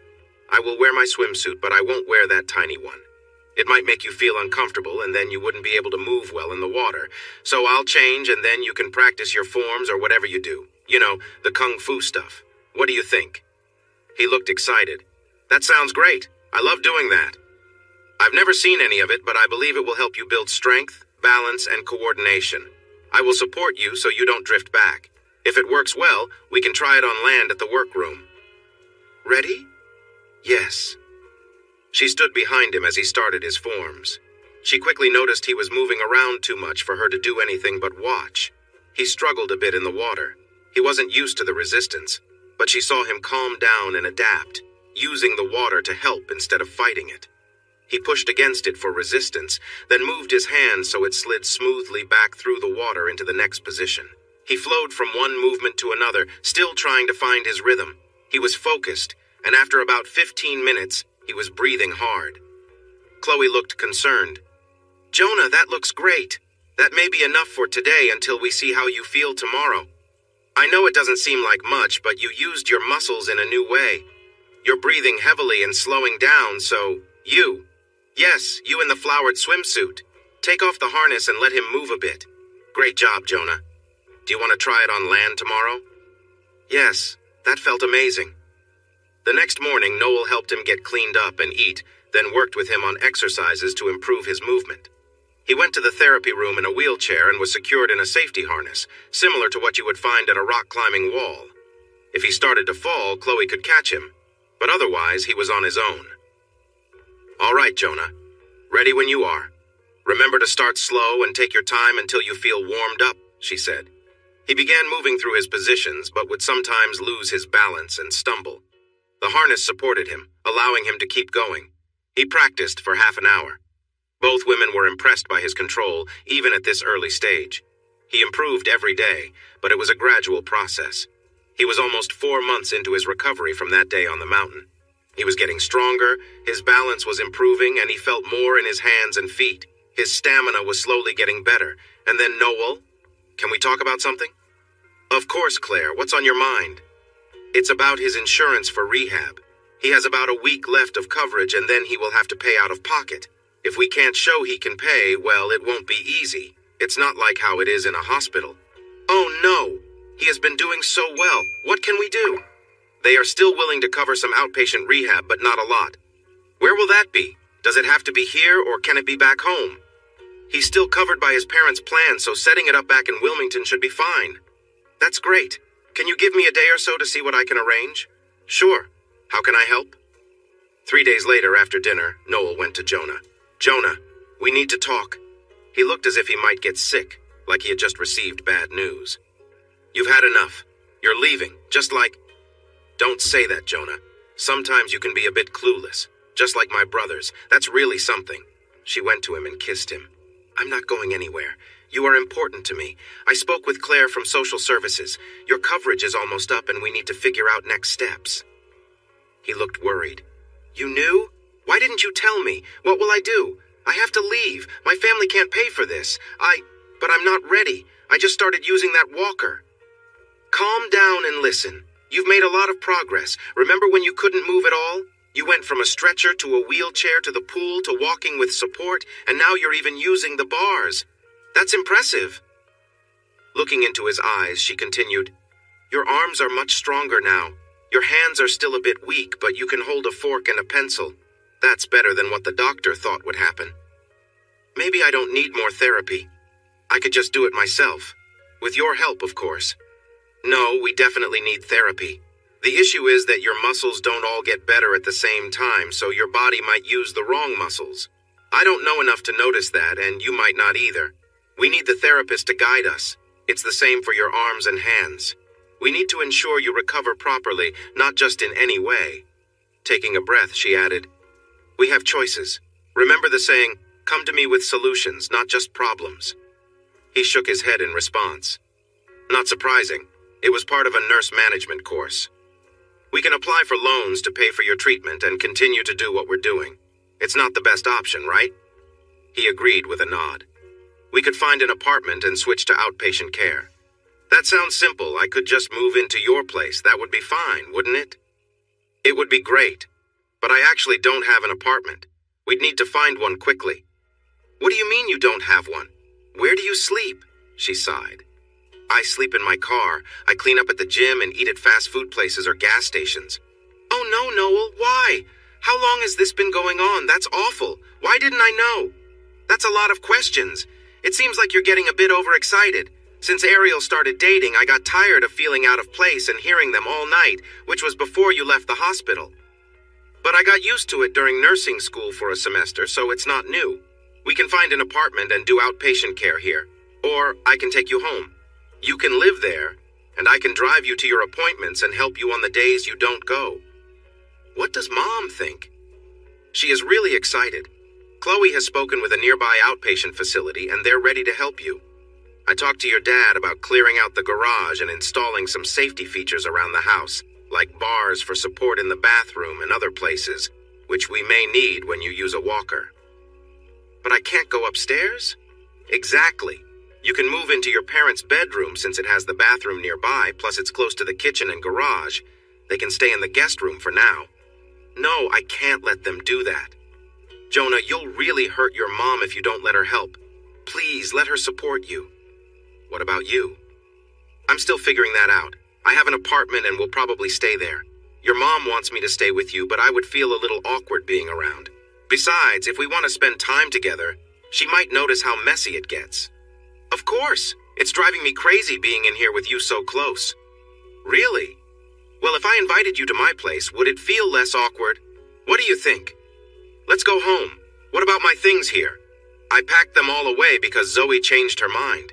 You should have seen how uncomfortable that was with her glaring at me the whole time. It was really unsettling. She wouldn't help at all. I had a feeling you'd respond this way, and my car couldn't handle a trailer hitch. So I traded it for a used Ray V4 that has a hitch and reserved a trailer to move your stuff. My things will fit in the back, too. I have pillows, blankets, and everything else you might need for the drive home. Wow, Noel. So are you in for this plan? Sure. I just feel a bit bad that I can't help much. About that, there's something tricky I want to ask you. Okay, what is it? We're checking out tomorrow morning, but instead of driving right away, I should have mentioned this before, and it's okay if you say no, but I've never asked anyone this before. Noel? All right. I got a motel room, and I was wondering if we could go on a real date like dinner and such. Of course, that sounds nice. I know a great place. And then maybe you and I... Oh, never mind, I can't even say it. Maybe we could just spend more time together. I don't know, Noel. I've been thinking of waiting until I'm married for that. She looked at him, then said, Are you joking? Here I am being honest, and you're making fun of me. Noel, I'm just playing, when I see you looking so nice. You're so silly. I might trip you just to keep you in check. Forget it, we'll just leave tomorrow. Noel, come here. He pulled her close, and she didn't resist much. I think you're amazing, and you make me really happy. I care about you a lot. Really? Would you? I've waited so long. These last few months have been tough being so close after all this time. Every time I see you, I can't help but be excited. Now, come on. We both know you're not that over the top. Hey, that's mean. It's hard to keep my distance from you. Can we leave tonight instead? Tonight? No. I'm really excited, but I need to handle some things first. I love you so much. But Jonah, I'm a bit unsure about what to do. You need to guide me and no teasing, okay? Let's take our time. I promise. I mean, I've read about things and seen some videos, but some of it seems a bit too much. And I don't want to be seen in a bad light, even though people have said things. But if that's how adults connect, I guess I can try. Relax, Noel. That's not how everyone does it. You'll do just fine. I know it. Okay, so it's settled. Give me a kiss. I have to study for a test, and we'll see you in the morning. Well, actually, I still have to pick up my car, get the trailer, collect our things, and grab some food and drinks. Just take it easy, Noel. I've never seen you so nervous before. I just don't want to let you down. You won't. Relax. Take some deep breaths. Knit a bit and find your calm spot. That's what helps, right? Yeah. How'd you know? I'm not as clueless as your brothers. Oh, Jonah, I didn't mean... He kissed her gently. Go on, Noel. See you tomorrow. Jonah, I love you so much. Go, Noel. Focus on your studies and get some rest. The next day, they met around noon, finished the paperwork, and packed up his things. She helped him into a wheelchair and wheeled him out to the car. Getting him into the SUV took some effort, but it wasn't too bad. They drove to the motel where she had prepared a room for him. She set up the wheelchair again and helped him inside. It's nice, he said. No, it's not, she replied with a laugh. It's not the best place, but it's the only one with easy access for the wheelchair. I hope it's okay. It's perfect because I'm here with you, Jonah said, smiling. He stood up and held out his arms. She walked over, and he gently brushed a strand of hair away from her face before kissing her softly. She hugged him tightly, and they stayed like that for a moment, just holding each other. Jonah chuckled. There's that little sound you make again. Get used to it, she teased. You might hear it a lot. They sat down together on the couch, sharing a quiet, tender moment. There was no rush, just a sense of peace and closeness. He knew it was her first time in so many ways, and he wanted to take it slow. After a while, they sat side by side, enjoying the comfort of being near each other. The connection between them was deep, and they didn't need words to understand how much they cared for one another. The day passed peacefully, and they were content just being together. Noel hugged him tightly, her body trembling for a moment before going still. Noel, you're amazing. Really? Am I okay? More than okay. But maybe we should move to the bed. I'm not too sure about this couch. She laughed. Yeah, me either. Here, let me help you. She steadied him with one hand, leading him towards the bed. They lay down together, close and comfortable. He kissed her gently, and she relaxed into his embrace. They stayed like that for a while, savoring the closeness, the warmth between them. The connection they shared felt new but strong. There was no rush, just an understanding between them that everything was all right. "Should we keep it simple for now?" Jonah asked, breaking the silence with a soft smile. "Yeah," she agreed, still a bit nervous but more at ease now. "Let's take it slow." They continued to share soft kisses, letting the moment stretch out. The atmosphere was one of care and mutual respect, with no need to hurry or worry.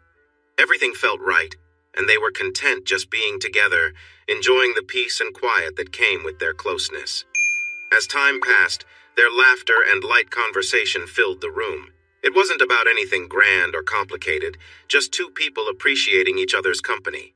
They didn't need anything more than that for the time being. Most women complain if their partner finishes too quickly. "So, are you saying I'm not normal and am like what my dad called me?" He laughed again. "No, it's fine that you enjoy it. It makes me feel great. But maybe in this case, it's okay to have fun without worrying too much. That's better than having to work hard just to feel good." "You've convinced me. So, it's okay for me to feel good before you do?" He nodded. "All right, go ahead, my superhero." He began again, moving faster. Soon he paused and slowed down. "Jonah, you just finished, didn't you?" "Yep." "Could you keep going a little longer? I'm really close." He picked up speed but then slowed again. She took control and matched every move, saying, "Oh, Jonah, this is nice. I really like this." She squeezed and relaxed. With a long, satisfied sigh, she asked, "So what now?" "That's up to you." He was breathing heavily. "We can keep going, try new things, or just rest for a bit." Seeing that he was tired, she was eager to discover what it would feel like when he had more energy. "Let's do that. I just want to relax with you. Can we roll over so I can lie on you? You seem a bit shaky." "Sure." She felt close to him, heart to heart. She fell asleep wishing it would last. The next morning, she woke up late to find him dressed and watching her. "I didn't even notice you got out of bed. I guess you really wore me out, just like they say. Maybe we should stay here a bit longer, or even a month." "Nope. Get up, beautiful. Take a shower, and then we can grab a quick breakfast and hit the road." "You took your shower already?" "Yeah, it took a while, but I was careful. I'm getting better at this, right?" She jumped out of bed and hugged him. "Jonah, that's great. And last night was even more amazing. You were wonderful. I can't wait to see what it's like when you get even better." "Oh, it was nothing really, just a regular day." He reached toward her. She moved away gently. "No, let's talk instead. We need to have a serious discussion." "Uh-oh." "I'll ignore that little comment. So it's over 1,800 miles to your house. The map says 26 hours. We could take it slow, maybe 6 hours a day, stay at motels, and enjoy some time together each night. That sounds nice. Or we could drive straight through, but I may need a nap or two." She thought for a moment. "Either way, I'd like you to wear your special device for safety." By the time we finished getting the wheelchair out and helping you sit in it, we found ourselves wheeling up the hill to the restroom. Why are all the restrooms at rest areas built on hills? It takes a lot of time to do all that. I have a special urinal, but using it would be a bit tricky. I could help, but I might get a little distracted, so I'm not sure how well that would work. What do you think? Let's drive straight through, but we should stop when you need a break. I'll use the special device so we don't have to stop often. I remember seeing a video of someone putting on a condom in a funny way. It looked clever, but with your setup, it might not work quite the same. Let's just make it simple and run it through your zipper, all right? A few moments later, all set. It's actually easier when it gets firm. That was unexpected. Just make sure to adjust it as needed. Now, let's keep going. Handing him a small bag. Here's a ball for you to squeeze to help with your hand strength. And I brought some rubber bands to help you spread your fingers. Basically, you need to strengthen those little muscles in your hands. Oh, and we're listening to my music, not that loud metal stuff you like. Instead of 30 hours, the trip took over 4 days. She learned he needed to get out of the car to stretch his legs, otherwise he would start feeling discomfort. But that meant 3 extra nights at a motel. They spent 3 nights snuggled together. Each night they tried something new, but he was often too tired, so their moments together were short. She didn't mind, they were just happy to be together. When they finally pulled into the driveway, his family rushed out to welcome him. He carefully stepped out of the car and steadied himself as his mom hugged him tightly. "Oh, Jonah, it's so wonderful to have you home." She gently stroked his cheek. "You look great. Come inside, I've made a cake and some sandwiches for you." His dad joined in with a hug, too. "Let's get you inside." She started leading him toward the steps, but he wobbled and nearly fell. "Mom, wait, I can't." Maggie gasped, covering her mouth. "Oh, darling, I'm so sorry. I didn't mean to almost pull you over." "It's okay, Mom. Noel does that sometimes, just for fun." Just then, Noel arrived with the wheelchair. "Only when he deserves it. Here, Mrs. B, let's get him into the chair. Henry, could you open the garage door? I'll help him up that one step. Henry, you push your son upstairs. I need to greet Noel." She turned and pulled Noel into a warm hug. Noel could sense she was crying and hugged her back. "Noel, I can't thank you enough. He looks wonderful, and I know it must have been tough for you." "No, Mrs. B, it was." "That's not right. Forgive me for saying so. You have given everything for our family. Thank you. You're even better than a daughter. I bet you're tired after 4 days of travel." She nodded. "Yeah, I am a little tired. I should go help Henry. We have a lot to discuss."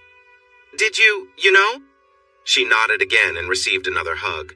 "Oh, I'm so happy for you both. And for me too. Welcome home. Jonah, are you sure this is a good idea? It's been almost a year since you got sick, and I think it's great we came to Colorado to visit your old favorite places. I love it here. It's so beautiful, so different from the East. Honestly, I didn't get to see much during my last visit. Just a few short hikes because someone kept me busy all the time. But those mountains, I used to love the Appalachians, but these are something else. Ever since I came here to help you, it feels like such a long time ago, yet also like yesterday. Strange, isn't it?" Looking concerned. "But it's 5 miles up, and look at all the snow up there." "It'll be okay, Noel. I'll take my time, and if I feel too tired, we can turn back. It's all downhill from there, and you can help me if I get too weak." "Dream on. That's not happening, you goof. So we stop if you feel even a little tired, okay?" "Sure, Doc. Whatever you say. But what about your feet? They might still be a bit numb. What if they're getting cold and you don't notice? It's still pretty chilly." "Noel? You're right. Sorry about that. It's above freezing and the trees have leaves. What's the worst that could happen? My toes might change color and fall off?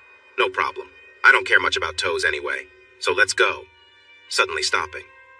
"Wait, do you hear that?" "Hear what?" "That soft buzzing sound. Where are those little guys?" "There they are." A small group of birds flew around and landed in a tree nearby. Waxwings. Waxwings? Birds, nature lover. They look a bit like cedar waxwings. They are really cool. They sit like they're royal or something, all neat and tidy. Then they suddenly start chattering and flitting around. They fly this way and that before landing again in a group. Then off they go to somewhere else. Awesome! Look at them go. How do you know all this, Noel? I used to spend my time at the park and the lake to avoid going home. Nature and its creatures were my friends. He hugged her, and they shared a quick kiss. They had walked nearly halfway up when she stopped. "Jonah, look at those aspens. They are all twisted and strange. We need to check them out. What could have happened to them? Come on." She ran into the grove and began feeling the smooth, twisted trunks of the trees. They were hurt but still full of life. "An avalanche did this, Noel. Look up. The snow builds up and slides down the hill. See how it has knocked down the trees above? They really picked a bad place to grow." She hugged the biggest tree.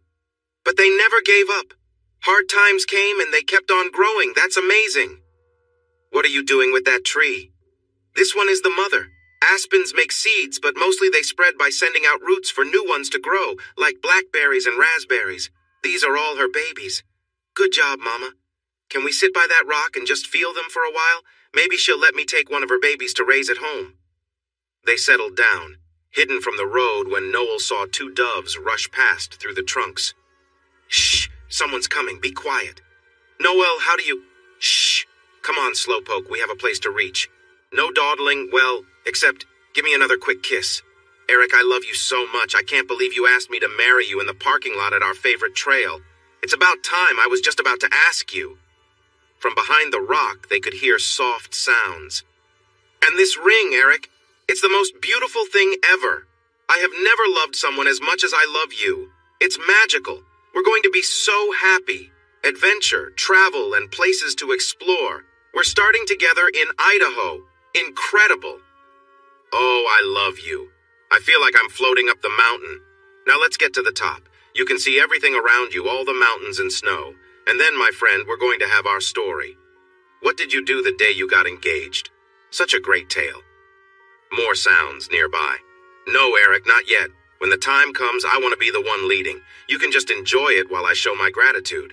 Plus, with all this snow, I might need to layer down a bit. Hurry up, let's go. I'm already excited just thinking about it. Oh, Eric. Okay, stop. Save it for the top. Noel recognized the voice and placed her hand gently on Jonah's, squeezed it, and rested her other hand on his chest. He pushed back gently against her hand. She felt tears forming just thinking about how he must feel, and she leaned against him. Once the couple moved up the trail, she said, "I'm sorry, Jonah. That must have been really tough. Is there anything I can do? Should we head back down?" Tough? Yes. Those are nearly the exact words she said to me. Brings back a lot of good and bad times, abandonment. But it seems she's better off, and looking at Noel, I'm so much better off now. I guess I didn't mean as much to her as I thought. Just a stepping stone. Looks like my mom wasn't too thrilled about things. Jonah, can we talk for a minute? If Zoe goes to Idaho, I found out some things. Oh no. Nothing bad, but have you thought about living here or nearby? Sure, but... Awesome. I did some research. I spoke to your school and you could start your 4th year next fall and finish your degree. You've worked hard, so it would be a shame not to see it through. I also talked to Ariel, and the hospital is looking for nurses. What about my parents? They actually want to change.